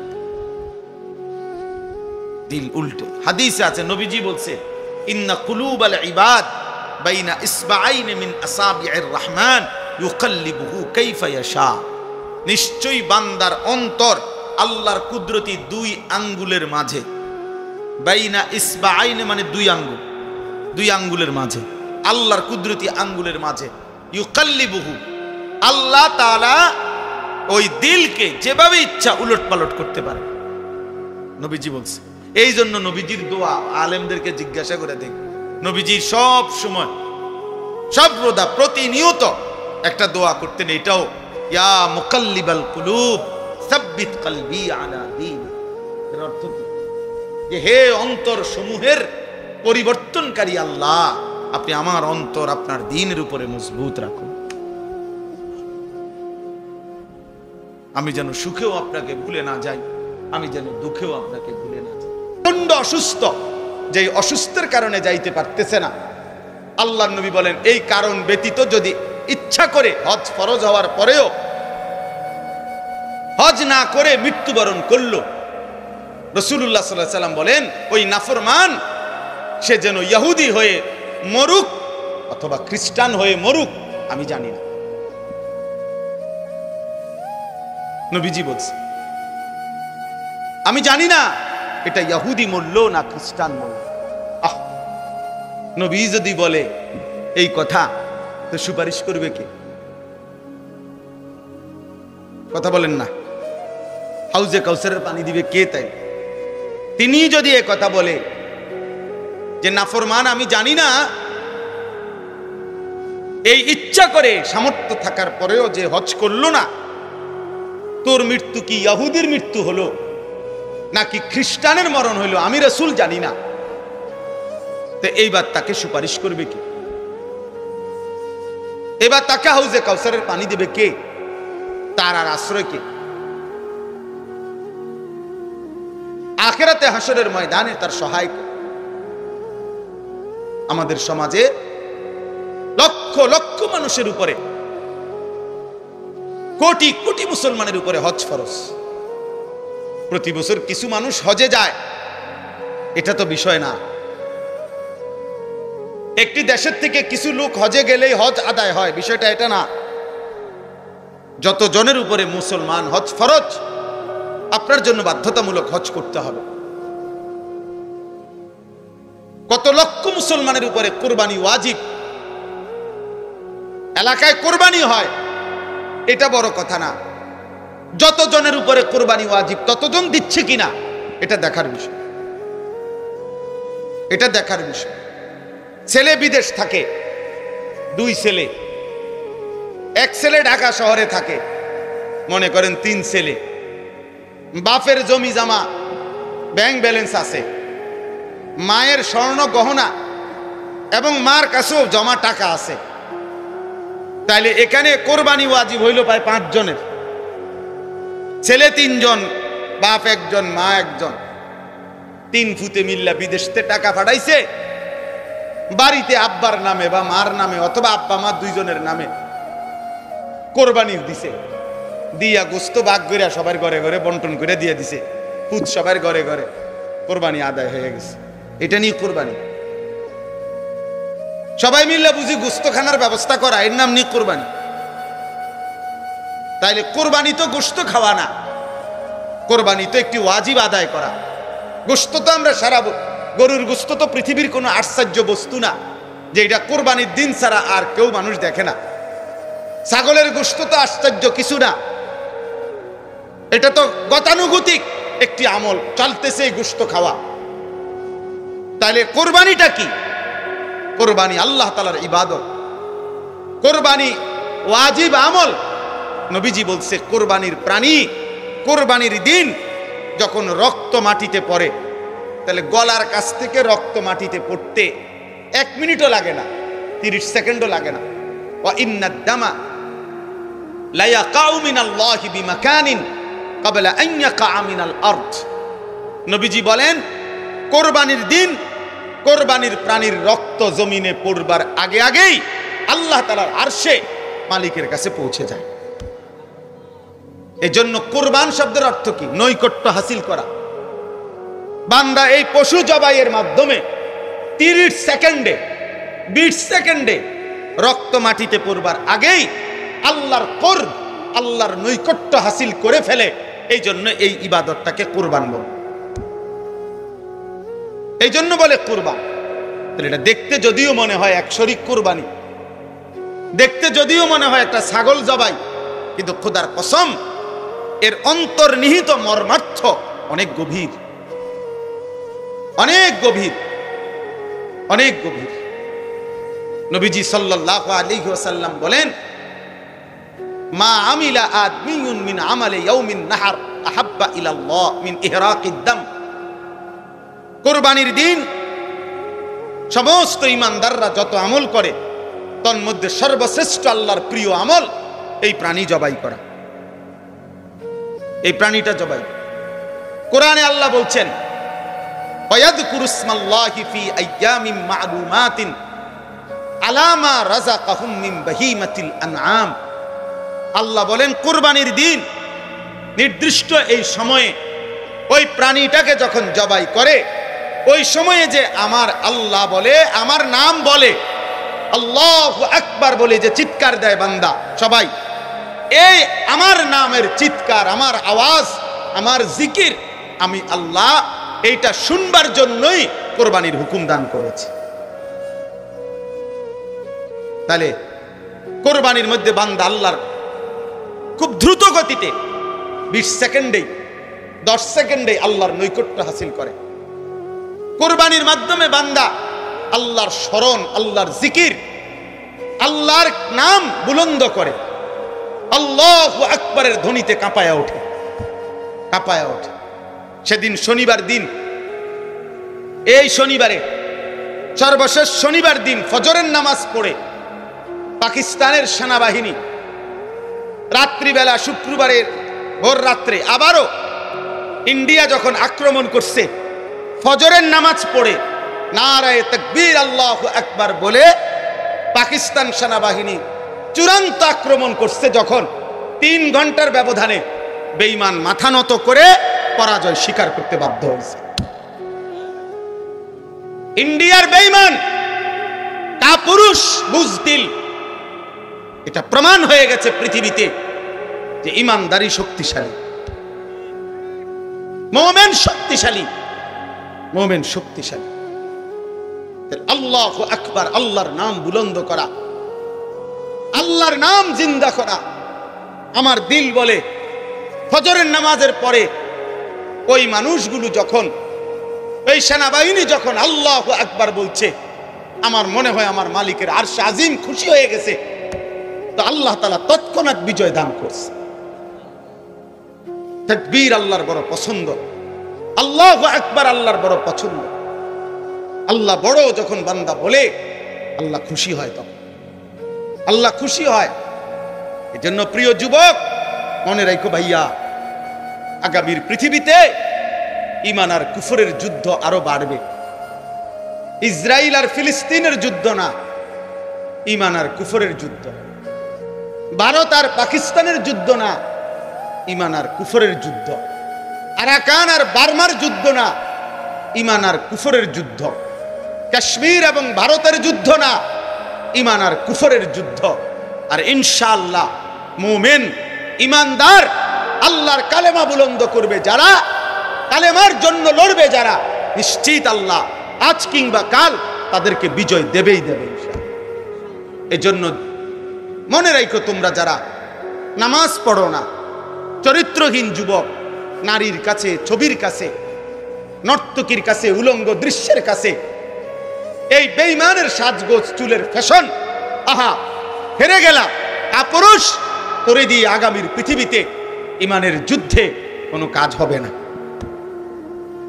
মনে রাখে, বাতে খাইবা আর ঘুমে যাইবা আর বেডি চাইবা আর উলঙ্গ দৃশ্য দেখ। মনে রাখো আব্বা, মুমিন যারা, জানবাজ মুজাহিদ যারা, তারা ঠিকই যুদ্ধ করবে। আর তুমি তখন নাফরমানি আর অসভ্যতার মধ্যেই ডুবে থাকবে। এজন্য যদি বুঝ থাকে, দিমাগ থাকে, তো ফিরে আসো। একজন হইলে একজন, দুইজন হইলে দুইজন, এটা জরুরি আমাদের জন্য, এটা জরুরি, এটা আমাদের জন্য বাধ্যতামূলক, আমাদের জন্য এটা জরুরি। আল্লাহ তাআলা আমাদেরকে হিম্মত দান করেন। যুবক ছেলেদের কাছে আমার এটা অনুরোধ, নওজোয়ান, তোমরা যদি অব্যাহত গুনাহ নাফরমানির মধ্যে ডুবে থাকো, তাহলে আগামীর ইসলামের জন্য লড়বে কে? সারাদিনে যদি এক ওয়াক্ত নামাজ পড়তে তোমাদের মন না চায়, প্রিয় ভাই, আল্লাহকে সেজদা দিবে কে? তাইলে নবী সাল্লাল্লাহু আলাইহি সাল্লামের 23 বছরের চোখের পানি, রক্ত ঝরা দিন এই জমিনে বাস্তবায়ন করবে কে? তাহলে আমি এজন্য অনুরোধ করছি, আমরা প্রত্যেকে ইনশাআল্লাহ আল্লাহর দিকে ফিরতে চেষ্টা করি। আল্লাহর দিকেই ফেরা দরকার আমাদের। ছেলেরা, আমি তোমাদের কাছে অনুরোধ, বাবা, তোমাদের যাদের চুল বেঈমানের মতো, তোমরা এই চুল সমান করো। প্রিয় ভাই, এই নষ্ট এই জিন্দেগি ছেড়ে দাও। নারী, ছবি, নাচ, গান, উলঙ্গ দৃশ্য, এটা মুমিনের জীবন না। আমাদের নবী সাল্লাল্লাহু আলাইহি সাল্লামের চাইতে সুন্দর এই গোটা কায়নাতে কেউ হয় নাই। অতএব তার সৌন্দর্যের চাইতে সুন্দর কিছু হইতে পারে না। তো আমার বলার উদ্দেশ্য হলো এই কথাটা, এই কুরবানি একটি ওয়াজিব ইবাদত, হজ ফরজ ইবাদত, যাকাত ফরজ ইবাদত। তাহলে ফরজ, ওয়াজিব এবং সুন্নতে মুআক্কাদার মধ্যে মুমিন ঘাটতি করতে পারে না, ঘাটতি করার কোনো অনুমতি নাই। এই জন্য এই আয়াতের আলোকে এই প্রথম কথা, এটা প্রত্যেকের কাছে আমার অনুরোধ, যারাই বুঝেন, না বুঝলে নাই, আমার বলা আমি বললাম, প্রত্যেক উপার্জনকারী যিনি টাকা রোজগার করেন, বিদেশে থাইকা হোক, দেশে থাইকা হোক, বিবাহিত হোক, অবিবাহিত হোক, একসাথে সংসার হোক, ভিন্ন ভিন্ন সংসার হোক, প্রত্যেকের কাছে অনুরোধ হলো, বাবা, ভাই এবং মহিলাও, যাদের কাছে, যে সমস্ত মহিলাদের কাছে স্বর্ণ অলংকার আছে এবং কিছু জমা টাকা আছে, মনে করেন 1 বড়ি 1.5 বড়ি স্বর্ণ আছে, 5-10 হাজার টাকা আছে জমা, এই মহিলারাও এবং পুরুষরাও, বিবাহিত যুবক, অবিবাহিত যুবক, নারী, পুরুষ, যিনি রোজগার করেন, আকেল, বালেগ, তাদের উচিত একজন আলেমে দ্বীনের কাছে, একজন মুত্তাকি আলেমের কাছে জিজ্ঞাসা করা যে, হুজুর, আমার এই সম্পত্তি, আমার জমি আছে মোটে দূর, আমার ব্যাংকে জমা আছে এত, আমার ঘর বাড়ি মিল্লা, আমার ব্যাংক ব্যালেন্স এই টাকাটা আছে, এই আছে, এই আমনে আমারে হিসাব কইরা বলে দেন, আমার উপরে যাকাত ফরজ কিনা, আমার উপরে হজ ফরজ কিনা, আমার উপরে কুরবানি ওয়াজিব কিনা। প্রত্যেকে যদি একজন একজন যার যার সুবিধা মতো একজন আলেমে দ্বীনের কাছে জেনে নেন, আপনার জন্য সহজ। আমি বুঝি নাই, আমরা গ্রামের মানুষ, হুজুর আমরা কোন রকম দিন আইনা দিন আমরা এত ফেস করলে হবনি। এই সমস্ত বাটফারি কথা, সিটারি কথা এগুলা বললে হবে না। আপনি বুঝেন না গ্রামের 14 গোষ্ঠীর যত ফ্যাঁস আপনি সব বুঝেন। চা দোকানে বুড়া বেটার গপ শুনলে মনে হয় যেন বেটা গোটা পৃথিবী চালা। হ্যাঁ, এমন লম্বা লম্বা কথা কয় যেন গোটা বিশ্ব বুদ্ধি হেবড়া। উনি বলে বোঝে না, আখেরাতের বেলায় আসলে কিচ্ছু বোঝে না। আর গ্রামের যত গন্ডগোল করা দরকার সব উনি বুঝে।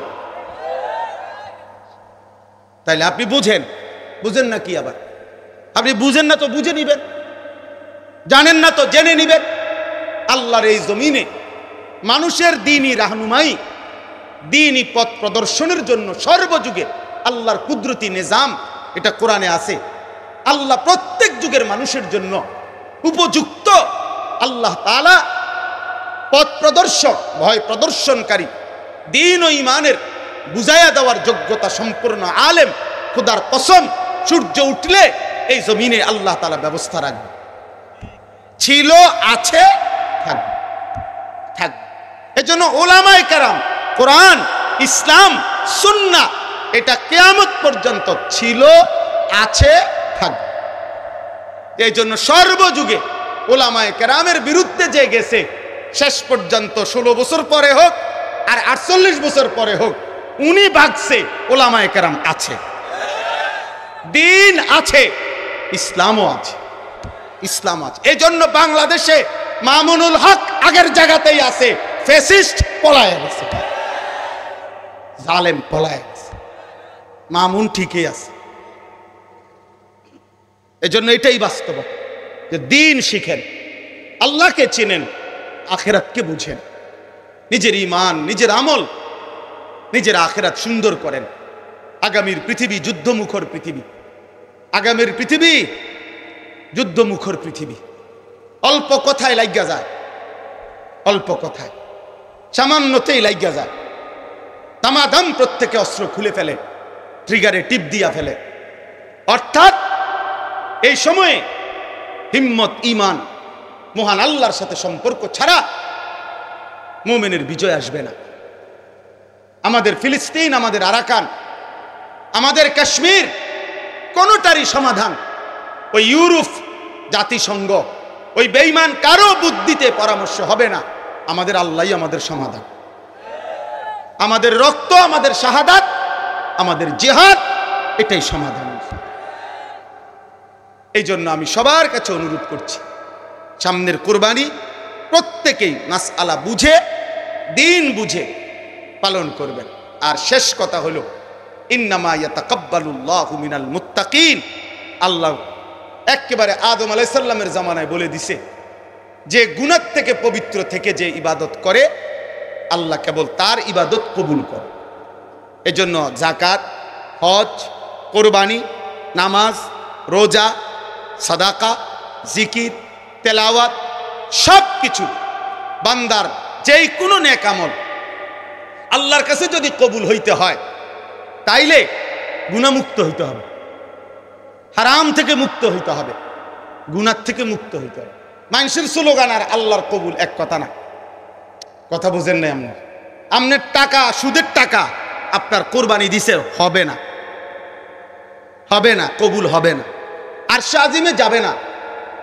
আপনি মসজিদে, মাদ্রাসায়, অমুকখানে তমুকখানে 50,000 টাকা দিছেন, কিন্তু টাকা যদি হয় হারামের, টাকা যদি হয় সুদের, টাকা যদি হয় ঘুষের, টাকা যদি হয় কিস্তির, তো সেটা আসমানে যাবে না, সেটা কবুল হবে না। স্লোগান মিলতে পারে, বুঝেন না কথাটা? জনাব অমুক 30,000 মার হাবা, মার হাবা, এটা ঠিক আছে, মারও ঠিক আছে, হাবাও ঠিক আছে, কিন্তু আরশে আজিমে যাবে না। আসমানে যাইতে হলে কি হইতে হবে? হালাল হইতে হবে, পবিত্র হইতে হবে, গুনাহমুক্ত হইতে হবে, গুনাহমুক্ত। অতএব গুনাহমুক্ত ইবাদত, আমার নামাজ, আমার রোজা, আমার হজ, আমার যাকাত, আমার সব কিছু যেন আল্লাহ এবং তার রাসূলের নির্দেশনা মতো হয়। আল্লাহ আমাদেরকে তৌফিক দেন, কবুল করেন। এই সাউতুল হেরা মাদ্রাসা আল্লাহ তাআলা কবুল করে নেন এবং ইত্তেহাদুল উলামা পরিষদকে আল্লাহ কবুল করে নেন। এখানে অনেক শ্রদ্ধেয় ব্যক্তিবর্গ এসেছেন, এলাকার ওলামায়ে কেরাম এসেছেন, সর্বস্তরের যারা আসছেন। যুবক ভাই, আবারও বলছি তোমাদের কাছে আমার শেষ অনুরোধ, ভাইয়া নামাজ পড়ো, প্রিয় ভাই নামাজ পড়ো, ফজরের নামাজ পড়ো, ফজরের নামাজ। আমি আমার জীবনে সবচেয়ে বেশি এই কথা বলছি আমার ওয়াজের জীবনে, যে ফজরের সেজদাতে মুমিনের বিজয়, ফজরের ওয়াক্তকে বিজয়ের সময় বলে। এই জন্য এই শনিবার দিন ওটা আবার প্রমাণিত হয়েছে। পাকিস্তান এই শেষ আক্রমণ করছে ফজরের নামাজের পর। আপনি খবর শুনেন, সব খবরে আসছে এই কথা। শনিবার দিন শেষ ফজরের নামাজের সালাম ফিরাই নারে তাকবীর আল্লাহু আকবার বলে আক্রমণ করছে। পরবর্তী 3 থেকে 4 ঘন্টার মধ্যে বুড়া আব্বা ফোন দিছে, থামো। বুঝেন নাই? আমেরিকার বুড়া বেঈমান ফোন করে দিছে, থামো থামো থামো, ফাটতা না পারতা না, পারতা না, থামে লাও। এইবার ভারতে গিয়ে বে বে, হ্যাঁ গত 15 বছর তো আমরা শুনছিলাম অনেক কিছু, অনেক নাকি শক্তিশালী। এইবার তো প্রমাণিত হয়েছে যে বেঈমানের শক্তি কলিজার মধ্যে বলতে কিচ্ছু নাই। এজন্য ইনশাআল্লাহ বাংলাদেশের জমিন থেকে আমরা বলি, আমার দেশের নওজোয়ানরাও লাগলে এইবার আর তোমরাও পারবা না ইনশাআল্লাহ। অল্প সময়ের ব্যবধানে সব ভুলে গেলেন, আবার আগের মতো বিড়ি, সিগারেট, চা, হ্যাঁ আড্ডা, টেলিভিশন, নাচ গান, সিনেমা। যুবক ভাই, তোমরা নর্তকীর ছবি দেখা, মোবাইলে, ফেসবুকে অথবা নারীর ছবিতে আসক্ত হয়ে গেলা। আবার গান বাদ্য, ঢোল, তবলা, বেহালা, আবার ব্যাকসেট, আবার সুদের ব্যবসায়ী, সুদ, ঘুষ, মিথ্যা, ওজনে কম দেওয়া। হায় মুসলমান, মাঝখান দিয়ে যে এত বড় একটা রমজান আসলো গেল, এই এত বড় রমজান, এত সুযোগ, এত কিছু আমাদেরকে কোনো পরিবর্তন করাইতে পারলো না? আমাদের জীবনে কি কোনো নড়াচড়া আনলো না? আহ, কি হলো তাইলে? কি হলো তাহলে? এত বড় শবে কদর আমাদের জীবনে কোনো পরিবর্তন আনলো না। এই জন্য দয়া করে ভেবে দেখেন, ইনসাফের সাথে ভেবে দেখেন। আল্লাহ তাআলা আমাদেরকে বুঝ দান করেন, আল্লাহ তাআলা আমাদেরকে ফিকির দান করেন। ফিকির দরকার, ফিকির দরকার। জবানটা জিকিরওয়ালা দরকার, দিলটা ফিকিরওয়ালা দরকার, কপালটা সেজদাওয়ালা দরকার, চোখটা কান্নাওয়ালা দরকার। আল্লাহ আমাদেরকে এমন হওয়ার তৌফিক দান করেন। চলেন 2টা আয়াত যে পড়ছি সংক্ষেপে এবার এই 2 আয়াতের কথা বলি।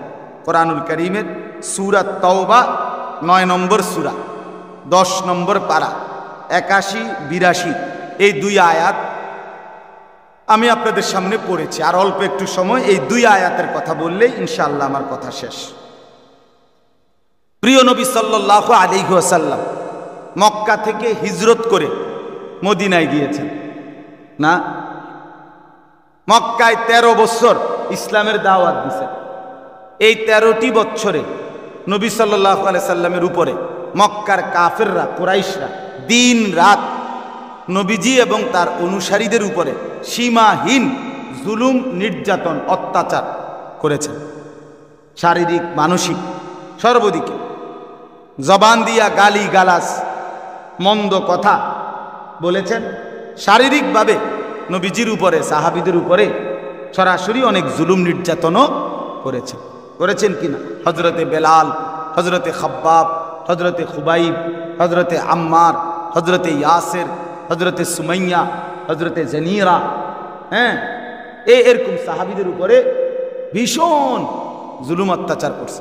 নবী সাল্লাল্লাহু আলাইহি সাল্লামের পিঠে উটের পচা নাড়ি ভুড়ি চাপায় দিছেন, গলা ধাক্কা দিয়ে কাবা ঘরের সামনের থেকে বের করে দিছেন, গলায় গামছা লাগাইয়া টাইনা হেসরে কাবার সীমানার থেকে বের করে দিছেন।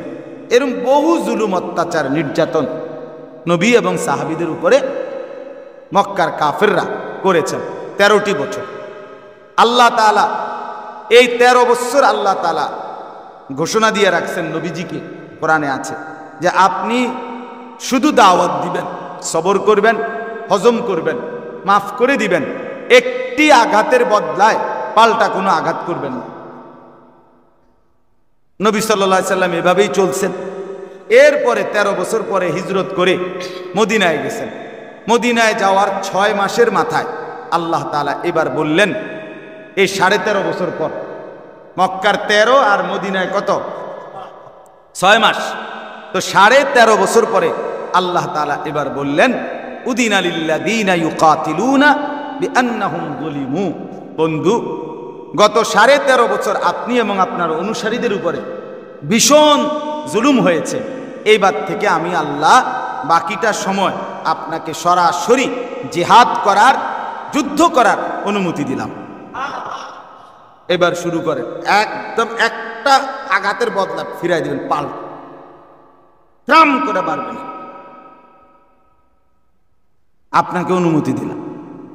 চলেন এবার আপনি যুদ্ধ শুরু করেন, জিহাদ শুরু করেন, আল্লাহর জন্য জান মালের কোরবানি শুরু করেন। নবী সাল্লাল্লাহু আলাইহি সাল্লাম সাহাবীদেরকে নিয়ে শুরু করলেন যুদ্ধ। শুরু হইল বদরের যুদ্ধ। এরপর থেকে চলছে যুদ্ধ। বাকি 9 বছরে আল্লাহ নবী সাল্লাল্লাহু আলাইহি ওয়াসাল্লাম 57টি যুদ্ধ পরিচালনা করছেন। তন্মধ্যে 27টি যুদ্ধে নিজে সরাসরি অংশগ্রহণ করছেন। 30টি যুদ্ধে, আমি একটা জিনিস হুজুর আন্দাজ করছি, এখন এই প্রচন্ড গরমের মধ্যে যারা জুড়াইতে আছে, আলহামদুলিল্লাহ আপনারা আসলে বাস্তবে ঘুমাইন না মানুষ।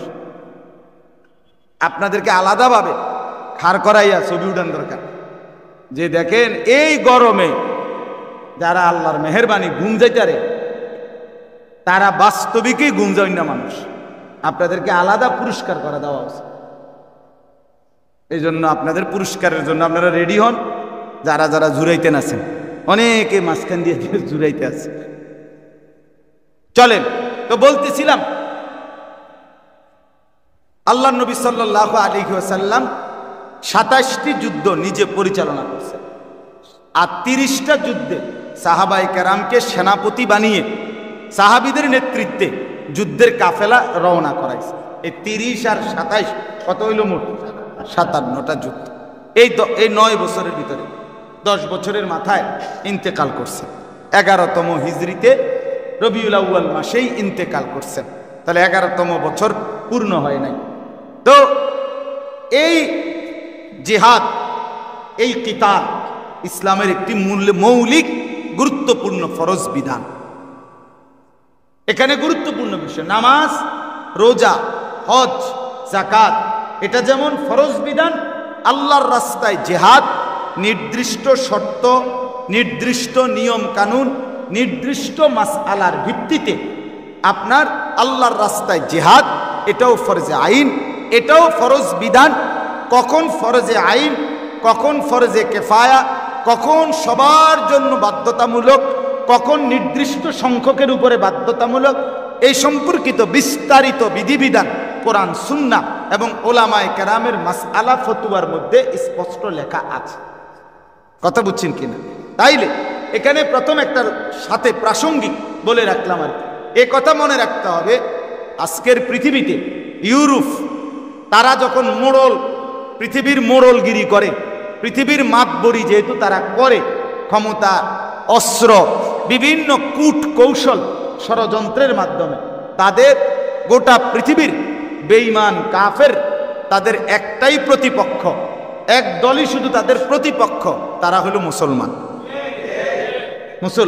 আর মুসলমানদের কাছ থেকে তাদের সবচেয়ে বড় আতঙ্ক, তাদের ভীতি, মুসলমান যদি আল্লাহর রাস্তায় সত্যিকার জিহাদ, কিতাল, আল্লাহর রাস্তায় সংগ্রাম, জান মালের কোরবানি করার সিদ্ধান্ত নিয়ে দাঁড়ায়, মাথা তুলে দাঁড়ায়, তাইলে যে তারা কেউ টিকবে না, এটা তারা স্পষ্ট 100 বোঝে। কথা বোঝেন না? এরপরে যে আর কিছু থাকতো না তা নির্ভর, এটা বোঝে, এটা বোঝে। এই 1450 বছরের ইতিহাসে, পৃথিবীর ইতিহাসে আজ পর্যন্ত কোনোদিন কোনো কাফের মুশরিক সর্বোচ্চ ক্ষমতা দেখাইয়াও সর্বযুগে মুসলমানদের বিরুদ্ধে সরাসরি যুদ্ধ করে জিহাদ করে আপনার কোনোদিন চূড়ান্ত বিজয় আর মুসলমানকে চূড়ান্ত নিশ্চিহ্ন এমনটা আজও করতে পারে নাই, আগামী ইসরাফিলের ফু পর্যন্ত পারবে দৈন্তার নয় কান না, পারবে না। এটাই সত্য, এটাই বাস্তব, এটাই বাস্তব। এটা ওরা বোঝে, আমাদের চাইতে হেরা বালা বোঝে না। হেরা যে পারবে না এটা তারা আমাদের চাইতেও কি তাদের কাছে স্পষ্ট, তাদের কাছে পরিষ্কার। এই জন্য তারা আপনার সর্বসময়ে চেষ্টা করে মুসলমান যাতে জিহাদ ভুলে যায়, মুসলমান যাতে জান কোরবানি ভুলে যায়, মুসলমান যাতে আল্লাহর মহব্বতে নিজের জীবন দিয়ে দেওয়া এই মানসিকতাটাই যেন ভুলে যায়। এই জন্য কখনো জঙ্গি, কখনো উগ্রপন্থী, কখনো সন্ত্রাসী, কখনো এরকম বিভিন্ন রকমের মিথ্যা অপপ্রচার এবং তাদেরই হয় টাকা দিয়ে নয়তো দুনিয়াবি কোনো লোভ দেখিয়ে নির্দিষ্ট কাউকে প্রলোভন দিয়া তারা মানুষের সামনে প্রকাশ করে বুঝাইতে চায় যে ইসলামের এই জিহাদ এটা যদি চলে তো পৃথিবী বিশৃঙ্খল হয়ে যাবে। অথচ পৃথিবীর সমস্ত বিশৃঙ্খলা তোদের এই বেঈমান কাফেরদের অসভ্যতার কারণে, অসভ্যতার। মুসলমানের নিয়মতান্ত্রিক শরীয়তের বিধান যদি কার্যকর হয় কোনো দিন পৃথিবীতে বিশৃঙ্খলা হবে না, হতে পারে না। সৃষ্টিকর্তা রব্বে করিম আল্লাহ তাআলার নিজামের মধ্যে বিশৃঙ্খলা হওয়ার কোনো সুযোগ এই জন্য এটা মনে রাখতে হবে। যত রকমের অপপ্রচারই করুক, আপনি আমি টিকেন বা না টিকেন, থাকেন বা না থাকেন, যার যত ষড়যন্ত্রই হোক, দেশের কিংবা বিদেশের, গোত্রের কিংবা বাহিরের, সম্প্রদায়ের কিংবা ভিন্ন সম্প্রদায়ের, মানে নিজ ধর্মের অনুসারীদের মধ্যেও যদি ভেকধারী মুনাফিক তারাও যদি ইসলামের জিহাদ, ইসলামের কেতাল এর বিরুদ্ধে কোন রকমের ষড়যন্ত্রমূলক শব্দ বলে প্রপাগান্ডা চালায়, তাতে যদি কেউ ধোঁকা খায় আপনার আখিরাত বরবাদ হয়ে যাবে, নিশ্চিত ক্ষতিগ্রস্ত। এই জন্য দয়া করে এটা মনে রাখতে হবে, নামাজ, রোজা, হজ, যাকাত এটা যেমন চলমান কিয়ামত পর্যন্ত, জিহাদ ফি সাবিলিল্লাহ এটাও চলমান কিয়ামত পর্যন্ত। কেউ না করলেও এই বিধান থাকবে, সবাই করলেও এই বিধান থাকবে। কথা বুঝছেন কিনা বলে? কিন্তু নিজস্ব মন মতো, হ্যাঁ, আপনি আমাদের খান সাহেব হুজুর আজকে এত বছর ধরে এখানে, তাই উনি কোন দিন কোন জায়গায় বলছে যে ব্যাংক উড়াইয়া দাও, আদালত উড়াইয়া দাও, হ্যাঁ, সাধারণ মানুষ মার্কেটে ওদেরকে বোম মাইরা উড়াইয়া দাও, এটা উনি কোন দিন বলছে? কথা বলেন না কেন? তাইলে কোনো আলেম, সত্যিকার মুত্তাকি কোনো আলেমে দিন যারা প্রকৃত অর্থে যারা কোরআন সুন্নাহর খেদমত করে, তারা এই উগ্রপন্থা অথবা অনিয়ম বিশৃঙ্খলা কশ্চিন কালেও কেউ বলে নাই, বলবেও না কোনদিন। কিন্তু প্রকৃত অর্থে আল্লাহর জন্য জীবন দেওয়া, আল্লাহর জন্য জান মাল দিয়ে যুদ্ধ করা, জিহাদ করা, এই শব্দ ভুলাইয়া দেওয়া, এটা উচ্চারণই করা যাবে না, এটা বলাই যাবে না, এই কথা কোনো মুসলমান ঈমান থাকতে মানতে পারে না। আমরা এটা মানি না। আমি টিকলাম বা না টিকলাম, থাকলাম বা না থাকলাম, এমনিতেও আমরা থাকবো না। আমার আব্বা যেহেতু নাই, তার আমি থাকবো করতে, কথা কয় না। আমার দাদারে আমি দেখছি, অন্ত আমার দাদা নাই। আমার নানারে আমি দেখছি, আমার নানা তো নাই। আমার একটা বয়ান আছে এরকম, না দেখছিলেন না আপনারা কেউ? আমার কিছুদিন আগে এক বাসায় গেছি, আর এক বাচ্চা ছোট ওই বেটার ফুতের আইন আমার দেখাইছে, কয় যে হুজুর আপনি কদূর শোনেন, হেতু কি কয়? পরে এই বয়ান এটা যে দুনিয়া বড় স্বার্থপর, দুনিয়া কেউরে থাকতে দেয় না। আমার নানারে দেখছি, নানা নাই, দাদারে দেখছি, দাদা নাই। হেঁটে এত সুন্দরে ছোট বাচ্চা, পুরা আমি যেমনে যেমনে বলছি তো এটা পুরা মুখস্থ বলছে। খুব ভাল লাগছে বাচ্চাটাকে। তো বলতেছিলাম যে আমিও তো আমার দাদাকে দেখছি, দাদা নাই। আপনারা দেখছেন, আমরা দেখছি না? বাপকে দেখলাম, চাচাকে দেখলাম, জ্যাঠাকে দেখলাম, তারা যেহেতু নাই আমিও থাকবো না। কিন্তু ইসলামের মৌলিক বিধানকে অস্বীকার করা, এটাকে পাশ কাটানোর কোনো সুযোগ ইমানদারের নাই। তাহলে এখানে একটা কথা গুরুত্বপূর্ণ, রাসূলুল্লাহ সাল্লাল্লাহু আলাইহি ওয়াসাল্লাম এই 27টি যুদ্ধ নবী সাল্লাল্লাহু আলাইহি সাল্লাম পরিচালনা করলেন, নিজে অংশগ্রহণ করছে, আর 30টা সাহাবীদেরকে পাঠাইছেন। মোট এই 57টা যুদ্ধ। কতটা? এই 57টা যুদ্ধে এর মধ্যে 27টা যুদ্ধ যেগুলোতে নবীজি নিজে অংশগ্রহণ করছেন, তন্মধ্যে সর্বশেষ যেই যুদ্ধে নবীজি অংশগ্রহণ করছিলেন ওই যুদ্ধের নাম হলো তাবুকের যুদ্ধ। কি নাম কোন? এই যুদ্ধ লইয়া এই বর্তমান আয়াতের ঘটনা, মানে বর্তমান যে দুইটা আয়াত আমি পড়ছি এবং গরমের কথা নিয়ে বলতে চাইছি, এই যুদ্ধকে নিয়ে একটা ঘটনা। এই যুদ্ধটা হলো 9ম হিজরিতে আল্লাহ নবী সাল্লাল্লাহু আলাইহি সাল্লাম মদিনা থেকে তাবুক নামক একটি জায়গায় এই যুদ্ধের জন্য সাহাবীদেরকে নিয়ে গেছিলেন। তো 9ম হিজরি মানে ইন্তেকালের 2 বছর পূর্বে। 11তম হিজরিতে নবীজি সাল্লাল্লাহু আলাইহি ওয়াসাল্লাম ইন্তেকাল করছেন। তাহলে 9ম হিজরি হলে কয় বছর আগে? 2 বছর আগে নবীজি সাল্লাল্লাহু আলাইহি সাল্লাম খবর পেলেন এই মদিনা থেকে বর্তমান রোডের হিসাবে প্রায় 750 থেকে 800 কিলোমিটার দূরে হলো তাবুক। এখনো আছে এই জায়গা তাবুক নামেই। তাবুকের অনেক সাথী আছে আমাদের বাংলাদেশি, আমার মহব্বতেরও অনেক সাথী আছে তাবুক থাকে। এইবার রমজানে উমরায় ছিলাম যখন, তখনও ওরা তাবুক থেকে আইসা আমার সাথে দেখা করছে। আমার শায়েখ আল্লামা মুফতি মুশতাকুর নবী সাহেব হুজুরের সাথে দেখা করছে। হজ্জের সফরে দাওয়াত দিছে যাওয়ার জন্য। আমরা ওয়াদা দিছি আল্লাহ যদি নেয় হজে এবার তাবুক যাওয়ার কথা।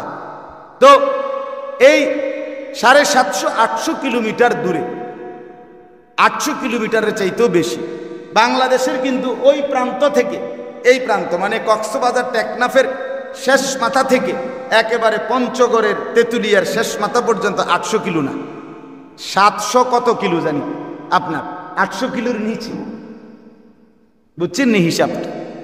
অনেক দূরত্ব। এই এত লম্বা দূরত্বে আপনার, এখন তো গাড়ির মধ্যে এসি আছে, তখন তো গাড়িয়ে নাই এসি আইব করতে। এই সময়ে ওইখানে রোম অঞ্চল থেকে আপনার খ্রিস্টান বাহিনী মুসলমানদের বিরুদ্ধে যুদ্ধ করার জন্য রওনা দিচ্ছিল। আল্লাহ নবী সাল্লাল্লাহু আলাইহি সাল্লাম গুপ্তচর মারফত এটা শুনছেন যে তারা তাবুকের মধ্যে এখন আছে। নবীজি সাহাবীদেরকে বললেন, তোমরা প্রস্তুতি নাও, মদিনায় আমরা তাবুক নিজেরাই আগায় গিয়া তাদের সাথে যুদ্ধ করব। আচ্ছা, সাহাবীদেরকে যখন এই কথা নবীজি বললেন, এই কথাটাই বোঝেন।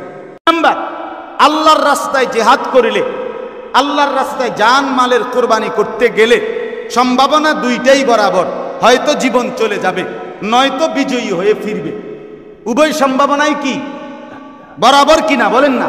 তো তারা এই জীবন চলে যাওয়া, যদি মরে যায় বউ বাচ্চার কি হবে, ভবিষ্যৎ কি হবে ইত্যাদি ফিকিরে যুদ্ধটাকেই, জিহাদটাকেই প্রত্যেকটা মুনাফিক খুব বেশি অপছন্দ করত। আল্লাহ বলছেন এটা তাদের একটা সবসময়ের তাগফুতের যদি ব্যারাম নাও হইতো তারা এমনও গেল নইল, কোনো না কোনো একটা না একটা কথা বলে তারা থাইকেই যাইত। কারণ কি? কারণ হইল একে তো নবীজির পিছনে থাকতে চায় আড়ালে, আর 2 নাম্বার হইল আল্লাহর রাস্তায় জান মালের যুদ্ধটাকে তারা অপছন্দ করে। এই দুইটা বিষয়, নবীজির আড়ালে থাকা, যুদ্ধকে অপছন্দ করা, এইটার নিয়তে তারা নিজেরা সরে গেল, যুদ্ধে অংশগ্রহণ করলো না। এটা তো একটা 2টা কাজ করলো। এবার 3 নাম্বার কি করলো? 3 নাম্বার ওই যে 30,000 খাঁটি মুসলমান রেডি হইল, এরা এই মুসলমানদের কাছে এবার হাঁটতে শুরু করলো। ওই মুনাফিকরা হাইটা হাইটা বলতে লাগলো, যুদ্ধে যে যাইবা আক্কল আসেনি, কোনো বুদ্ধি শুদ্ধি আসেনি কিছু না। কি সে কয় কি গরম করতে আছে বুঝুনি কিছু না, এসির মধ্যে থাও তো টের পাও না, বাইরে গেলে না বুঝবা। যুদ্ধ যে করবা, কোনানে যুদ্ধ করবা? রামকৃষ্ণপুরের থেকে রামচন্দ্রপুর যাইতে যাইতে তো সব চিত্তিয়ে ভরে থাকবা, এরপরে না কোম্পানিগঞ্জ, এরপরে না ক্যান্টনমেন্ট। কথার কথা, কেমনে যুদ্ধ করবা? এই প্রচন্ড গরমে কোনোভাবেই তোমরা বের হইও না, এই গরমে মরে যাইবা, এই গরমে পথেই শেষ হয়ে যায়। এইটা এই মুনাফিক বেঈমানরা রাসূলুল্লাহ সাল্লাল্লাহু আলাইহি সাল্লামের সাহাবীদেরকে ঘুরে ঘুরে বলতে লাগে। এই তিনটা কথার জবাবে তিনটা আচরণ: এক, নবীজির থেকে পিছনে থাকতে পছন্দ করা; দুই, বাস্তবিক অর্থেই আল্লাহর রাস্তায় জান মালের জিহাদকে অপছন্দ করা; তিন, গরমের অজুহাত দেখাইয়া আল্লাহর ইবাদত থেকে কি রাখা, বিরত রাখার চেষ্টা করা। এই তিনটাই আল্লাহ তাআলা সরাসরি বললেন এটা মুনাফিকদের স্পষ্ট প্রকাশ্য আচরণ। কার আচরণ? এবার এই আচরণের জবাবে আল্লাহ কি বলছে এটা আমি বলতেছি, এখানে আছে। আগে এটুকু আয়াতের তরজমা শুনেন।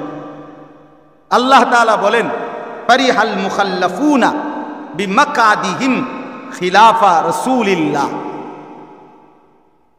আল্লাহ তাআলা বলেন, যেই মুনাফিকগুলো পেছনে রয়ে গেল তারা মনে মনে খুশি হচ্ছিল। পিছনে রয়ে যাতে আবার আফসোস নাই, আহারে যাইতে পারলাম না, কোলাগার অসুখে আটকাই গেলাম, না না না, বরঞ্চ খুশি।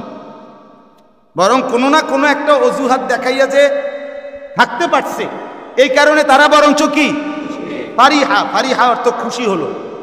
আল মুখাল্লাফুন আয় আল মুনাফিকুন, মুনাফিকরা পিছনে থেকে নবীজির পিছনে থাকা, নবীজির থেকে নিজেকে আলাদা রাখা, এই ব্যাপারে মুনাফিকরা খুশি হলো।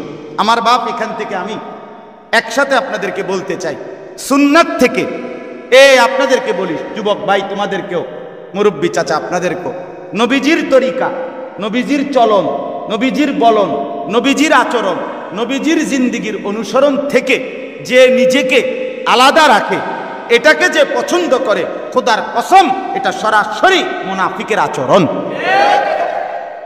অতএব দাড়িবিহীন মুসলমান, আপনার পরিচয় আপনি নির্ধারণ করেন।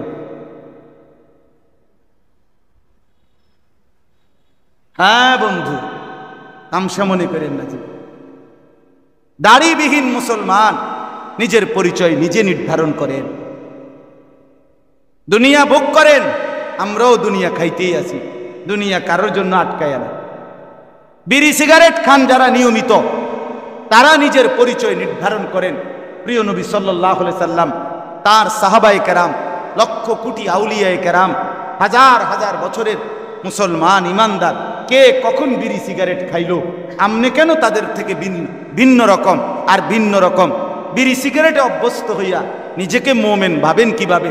নিজেকে আল্লাহর রসুল আর সাহাবীদের অনুসারী ভাবেন কিভাবে?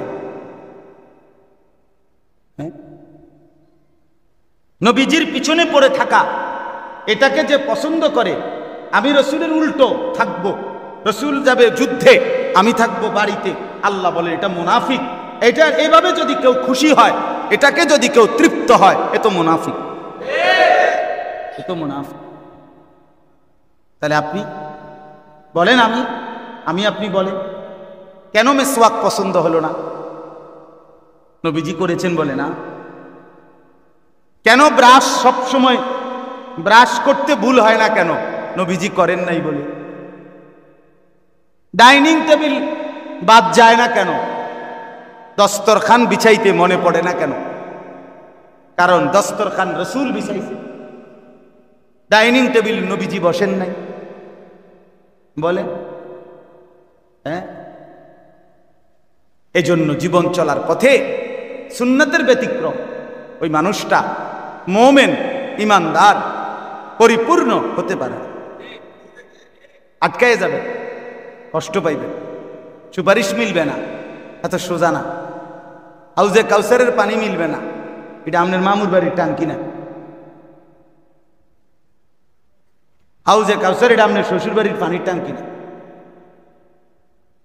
এটা তামাশা না। কথা বুঝছেন না? রাসূলুল্লাহ সাল্লাল্লাহু আলাইহি ওয়াসাল্লামের ভালোবাসা জিলাফি দিয়ে প্রমাণ করলে হবে না, ইত্তেবা অনুসরণ দিয়ে প্রমাণ করতে হবে। হ্যাঁ, বিরিয়ানির পোটলা দিয়ে ভালোবাসা বুঝাইলে হবে না, খিচুড়ির প্লেট দিয়ে ভালোবাসা প্রমাণ করলে হবে। ভালোবাসা প্রমাণ করতে হবে সেজদা দিয়ে, কোরআন তেলাওয়াত করে, সুন্নাতের পাই পাই বিন্দু বিন্দু অনুসরণ করে। হ্যাঁ, এটা জরুরি, জরুরি। অনুসরণ করে প্রমাণ করতে হবে আমি রাসূল সাল্লাল্লাহু আলাইহি সাল্লামকে ভালোবাসি। শুধু মুখের উচ্চারণ দিয়ে হবে না। চলেন এইটা এরপরে আল্লাহ বলেন ওয়াকারিহু, এই যে কথাটা ওয়াকারিহু আন ইউজাহিদু বিআমওয়ালিহিম ওয়া আনফুসিহিম ফি সাবিলিল্লাহ। আল্লাহ বলেন এই মুনাফিকরা অপছন্দ করছিল আল্লাহর রাস্তায় নিজেদের জান আর মাল দিয়ে জিহাদ করতে। তাহলে আল্লাহর রাস্তায় জীবন বিলিয়ে দেওয়া, জান আর মাল বিলিয়ে দেওয়ার জন্য যে পিছপা হয়, আগ্রহবোধ করে না, সে এটা তার মুনাফিকের আচরণ। এই জন্য মুমিন তার জীবন আল্লাহর জন্যই দিবে। জীবন যার দেব তাকে, ঠিক কিনা বলেন? মাল যার দেব তার জন্য, দেব তার জন্য। এই জন্য দান করতে যে কৃপণতা করে, বখিলি করে, আল্লাহর রাস্তায় খরচ করতে, এটা প্রকৃত ইমানদারের পরিচয় হইতে পারে না। এবার আসেন তৃতীয় নাম্বার, ওয়াকালু লা তানফিরু ফিল হার। এই ওই 3 নাম্বার কথাটা আল্লাহ তাআলা বলেন এই মুনাফিকরা এবার মুসলমানদেরকে বলতে লাগলো লা তানফিরু ফিল হার, তোমরা এই প্রচন্ড গরমের মধ্যে বের হইও না। কিসের মধ্যে? তাহলে গরমকে অজুহাত দেখাইয়া ইবাদত থেকে বিরত থাকা। এই গরমে নামাজ পড়া যাবে না, এই গরমে তেলাওয়াত করা সম্ভব না, এই গরমে দ্বীন শেখা সম্ভব না, এই গরমে আল্লাহকে ডাকা সম্ভব না, এই গরমে নসিহত বয়ান শোনা যাবে না। মনে করেন এরকম গরমকে কারণ দেখাইয়া ইবাদত থেকে, আল্লাহর রাস্তায় জিহাদ থেকে বিরত রাখতে চাইছে। এটা মুনাফিকরা চাইছে, মুনাফিক। এবার আল্লাহর জবাব শুনুন, আল্লাহ তাআলা পরপর কি বলে, তাইলেই আমার কথা শেষ। 3টা কথা তার আল্লাহ মুনাফিকদের ব্যাপারে বলছে। 1, তারা ইচ্ছা করেই চায়, যে মুনাফিক সে চায় নবীর পিছনে পড়ে থাকতে। বুঝেন নাই? নবী সাল্লাল্লাহু আলাইহি সাল্লাম যেদিকে, আমি তার উল্টো দিকে। এটা কার আচরণ? মুনাফিকের আচরণ। 2 নাম্বার, আল্লাহর রাস্তায় জান এবং মাল দিয়ে জিহাদ করতে অপছন্দ করে। এটা কার আচরণ? আর 3 নাম্বার, গরমকে অজুহাত বানাইয়া আল্লাহর ইবাদত করতে না চাওয়া। এটা কার আচরণ? এবার আল্লাহ জবাব দিচ্ছে, কুল, নবী আপনি বলেন, আপনি বলুন, নারু জাহান্নামা আশাদ্দু হাররা। বলেন বন্ধু, এই গরমের তীব্রতা যদি এতটা গরম হয়, তাইলে শুনে নাও বান্দা, জাহান্নামের আগুনের গরম এর চাইতে কোটি কোটি গুণ বেশি তীব্র হবে। এই রোদের গরম, এটা তো দুনিয়ার আগুনের গরমের চাইতেও কম, ঠিক কিনা বলেন? রৌদ্রের গরম আর দুনিয়ার আগুনের গরম কি বরাবর? তাইলে জাহান্নামের আগুনের গরম কেমন? নারুকুম হাযিহি জুজউম মিন 70 জুজআম মিন নারি জাহান্নাম। আল্লাহর নবী সাল্লাল্লাহু আলাইহি ওয়াসাল্লাম বলেন, আমার উম্মত তোমাদের দুনিয়ার আগুন জাহান্নামের আগুনের 70 ভাগের 1 ভাগ। এর চাইতে আরো 69 গুণ বেশি গরম জাহান্নামের আগুন। আল্লাহর নবী সাল্লাল্লাহু আলাইহি ওয়াসাল্লাম বলেন, উকিদাতিন নারু আলফা সানা, জাহান্নামের আগুন 1000 বছর জ্বালানো হয়েছে। হাত্তা আহমাররাত, ফলে আগুন লাল হয়ে গেছে। সুম্মা উকিদাত আলাইহা আলফা সানা, পুনরায় আরো 1000 বছর জাহান্নামের আগুন জ্বালানো হলো। হাত্তা বিয়াদ্দাত, ফলে জাহান্নামের আগুন সাদা হয়ে গেল। সুম্মা উকিদাত আলাইহা আলফা সানা, পুনরায় আরো 1000 বছর জাহান্নামের আগুন জ্বালানো হলো। মোট হলো কত? হাত্তা সুওয়াদ্দাত, এবার জাহান্নামের আগুন অমাবস্যার অন্ধকারের মতো একদম কালো হয়ে গেল। কয় হাজার বছরের জ্বালানো? কোরআনুল কারীমের মধ্যে আল্লাহ তাআলা বলেন, কুল্লামা নাদিজাত জুলুদুহুম বাদদালনাহুম জুলুদান গায়রাহা। আল্লাহ বলে, বান্দা, জাহান্নামের আগুন যখন তোমার গায়ে লাগবে, প্রতি সেকেন্ডে সেকেন্ডে, মিনিটে মিনিটে গায়ের চামড়াগুলো ঝলসে যাবে, আবার চামড়া হবে, আবার ঝলসে যাবে। এভাবেই কিয়ামত পর্যন্ত পরে অনন্তকালের জন্য জাহান্নামের আগুন তোমার দেহে জ্বলতে থাকবে। কোরআনুল কারীমের মধ্যে আল্লাহ বলেন, আমার বান্দা শুনে নাও, দুনিয়ায় যদি আগুন লাগে তাইলে একদিকে যদি আগুন লাগে নিভাইয়া ফেলতে পারলে এক সাইড যদিও পুড়ে যায় বাকিটা শরীর বেঁচে যায়, ঠিক কিনা বলেন? হয়তো হাত পুড়ে গেছে, নয়তো পাও পুড়ে গেছে, কিন্তু রব্বুল আলামিন বলে বান্দা জাহান্নামের আগুন কিন্তু আমি আল্লাহ নিজে জ্বালাইয়ে দেব। নারুল্লাহিল মুকাদা, আমি আল্লাহ তাআলার জ্বালানো জাহান্নামের আগুন। আল্লাহ বলে প্রথম সেকেন্ড জাহান্নামের আগুন যখন তোমার দেহ স্পর্শ করবে, প্রথম মিনিটেই প্রথম সেকেন্ডেই জাহান্নামের আগুন পুরা দেহ একসাথে কলিজা শুদ্ধা একসাথে জ্বালায়া ফেলবে। আল্লাতী তাত্তালিউ আলাল আফইদা, আস্তে আস্তে জ্বলবে এমন না, প্রথম মিনিটেই পুরা দেহ ভেতর বাহির একসাথে জ্বলে যাবে। আল্লাহ আমাদেরকে মাফ করুন। তালফাহু ওয়ুজুহাহুমুন নার ওয়া হুম ফিহা কালিহুন। রব্বুল আলামিন বলে বান্দা দুনিয়ার গরম কড়াইয়ের তেলের মধ্যে কই মাছ আর তেলাপিয়া মাছ যেভাবে এক পিঠ ওই পিঠ করে চাপ দিয়া দিয়া ভাজি করে, জাহান্নামের আগুনের মধ্যে তুই নাফরমানের চেহারা গাল এইভাবে এই পিঠ ওই পিঠ করে চাপ দিয়ে দিয়ে আগুনে পোড়ানো হবে। ওয়াহুম ফিহা কালিহুন, জাহান্নামের চেহারাটা বিভৎস মলিন কালো হয়ে যাবে। কোরআনুল কারীমে আল্লাহ বলেন লা ইউফাত্তারু আনহুম ওয়া হুম ফীহি মুবলিসুন। আল্লাহ বলে বান্দা জাহান্নামের আগুন এক সেকেন্ডের জন্য বিরতি দেওয়া হবে না, আর জাহান্নামী 24 ঘন্টা জাহান্নামের মধ্যে বিমর্ষ আর মলিন চেহারা নিয়ে পড়ে থাকবে। লক্ষ কোটি বছরে কোনোদিন এক সেকেন্ডের জন্য হাসি আসবে না। এ তো কোরআনের আয়াত, বাপ আমার সবগুলো কোরআনের আয়াত। এজন্য দয়া করে আল্লাহ রব্বুল আলামিন বললেন এই গরমকে বান্দা ভয় পেও না, এটা কিছুই না, এটা কিছুই না। কুল নারু জাহান্নামা আশাদ্দু হাররা।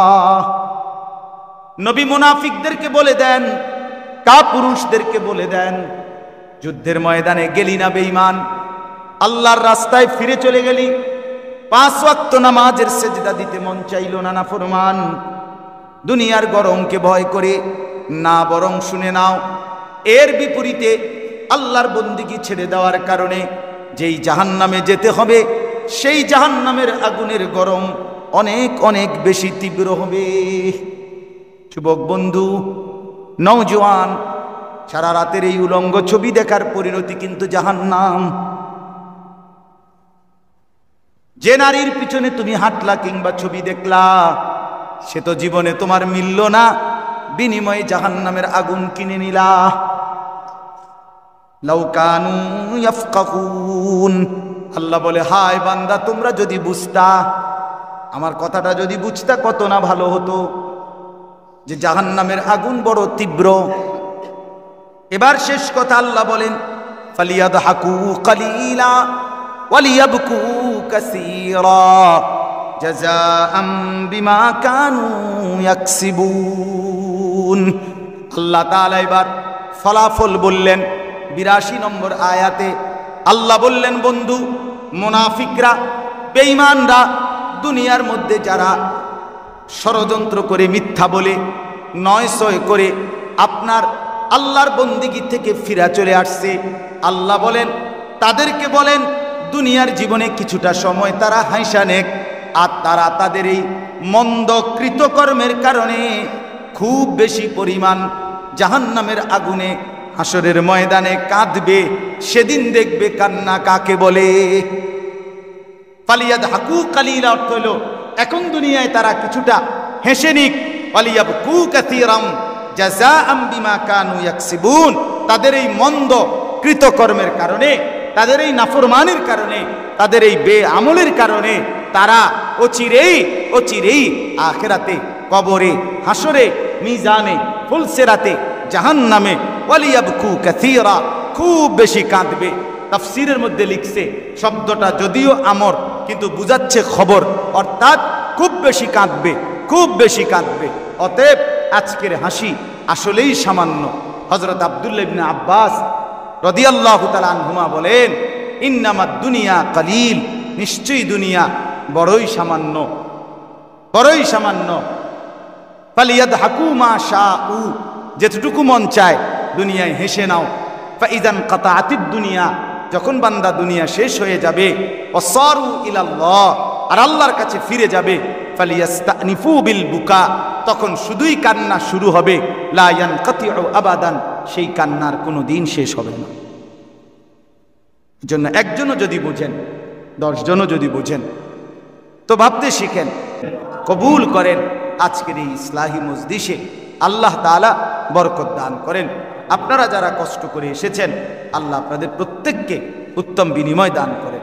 দয়া করে আবারও বলছি, বা মেহেরবানি করে নিজের স্ত্রী, নিজের ছেলে মেয়ের প্রতি যত্নবান হন। ওদের নামাজ, ওদের ইবাদত, ওদের আখলাকের ফিকির করে, ফিকির করে। বলে হুজুর সম্ভব না। না ভাইয়া, মুসলমান এই কাপুরুষের কথা বলে না। মুসলমানের জন্য হতাশা কুফরি। মনে রাখবে, কোনো মুসলমান যদি হতাশার কথা বলে যে না সম্ভব না, পারতাম না, আর হবে না, তাহলে এটা তো হতাশা। হতাশা কুফরি। হতাশা কি বলেন না? এই জন্য দয়া করে হতাশ হবেন, অব্যাহত চেষ্টা করতে থাকেন, বলতে থাকেন, চেষ্টা করতে থাকেন। আল্লাহ আমাদেরকে তৌফিক দান করেন। 2 নাম্বার কথা হলো, নিজেকে মুনাফিক বানাবেন না, বরং মুমিন বানান। কি বানান? অতএব রাসূলুল্লাহ সাল্লাল্লাহু আলাইহি সাল্লামের তরিকার খেলাফ, সুন্নাতের ব্যতিক্রম জিন্দেগি, এটা কিন্তু মুনাফিকের জিন্দেগি। আল্লাহর রাস্তায় নিজের জান মাল কোরবানি দিতে না চাওয়া, এটা মুনাফিকের জিন্দেগি। গরম শীত কোনো আবহাওয়াকে অজুহাত বানিয়ে ইবাদত করতে না চাওয়া, এটা মুনাফিকের আচরণ। আল্লাহ আমাদেরকে মাফ করে দেন। আজকের মজলিসকে আল্লাহ তাআলা কবুল করেন, আমিন। হুজুর আপনি দোয়া করে দেন, শুধু দোয়া করে দেন।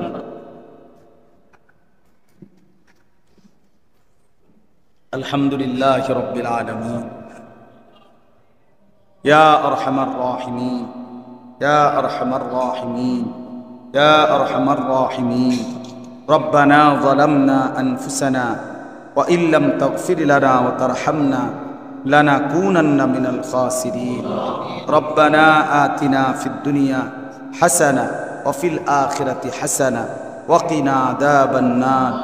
রব্বিরহামহুমা কামা রব্বায়ানি সগীরা। রব্বানা হাব লানা মিন আজওয়াজিনা ওয়া যুররিয়াতিনা কুররাতা আ'য়ুন ওয়াজআলনা লিল মুত্তাকিনা ইমামা। মৌলাই করিম আপনি মাফ করে দেন, বেশুমার গুনাহ মাফ করে দেন। বাকিটা জীবন আপনার গোলামি, আপনার বন্দিগি করার তৌফিক দান করেন। সমস্ত কবরবাসীদেরকে মাফ করে দেন। কিয়ামত পর্যন্ত কবরের আযাব মাফ করে দেন। কবরগুলোকে জান্নাতের নূর দ্বারা ভরপুর করে দেন। আয় আল্লাহ, এই মসজিদখানা কবুল করে নেন। মসজিদের প্রথম দিন থেকেই পর্যন্ত জায়গা দিয়ে, জমি দিয়ে, টাকা দিয়ে, পয়সা দিয়ে, বুদ্ধি দিয়ে, পরামর্শ দিয়ে যারা যখন যত খেদমত করেছে, করছে, সকলকে উত্তম বিনিময় দান করেন। এলাকার নওজোয়ান সমস্ত ছেলেকে নামাজি বানিয়ে দেন। মুরব্বী বাবা চাচাদেরকে আরো বেশি নেক আমলের তৌফিক দান করেন। পর্দার আড়ালের মা বোনদেরকে পর্দা পুশিদা দান করেন। ঈমান আমলের দৌলত দান করেন। তাকওয়ার জিন্দেগি দান করেন। আল্লাহ আমাদের গুনাহ মাফ করে দেন। আমাদেরকে প্রয়োজন মাফিক বৃষ্টি দান করেন। আমাদের আবহাওয়া ঠান্ডা করে দেন। আমাদের জন্য আরামদায়ক বানিয়ে দেন। আল্লাহ আপনার রহম চাই আমরা। আল্লাহ আপনার মাগফিরাত চাই আমরা। আল্লাহ আপনার দয়া চাই আমরা। আল্লাহ আপনি আমাদেরকে আযাব দিয়ে ধ্বংস করে দিয়েন না। আয় আল্লাহ, আপনি আমাদেরকে আযাব দিয়ে ধ্বংস করে দিয়েন না। আজকের এই ইসলাহি মজলিস আপনি কবুল করে নেন। আল্লাহ আমাদের প্রত্যেকের দিলে আখিরাতের ফিকির দান করেন। আমাদেরকে ঈমানদার হওয়ার তৌফিক দান করেন। আমাদেরকে মুনাফিকের আচরণ থেকে হেফাজত করেন। আয় আল্লাহ, যার যত পেরেশানি আসান করে দেন। অসুস্থ বিমারি যারা শিফা করে দেন। কামাই রুজিতে হালাল বরকত দান করেন। প্রবাসীদেরকে আল্লাহ সহি সালামতে নিরাপদে রাখেন মাওলা। মসজিদের ইমাম, খতিব, মুয়াজ্জিন, কমিটি, মুসল্লি সকলকে কবুল আর মনসুর করে নেন। আয় আল্লাহ, ফিলিস্তিনের মজলুম মুসলমানকে রেহাই দিয়ে দেন। অসহায়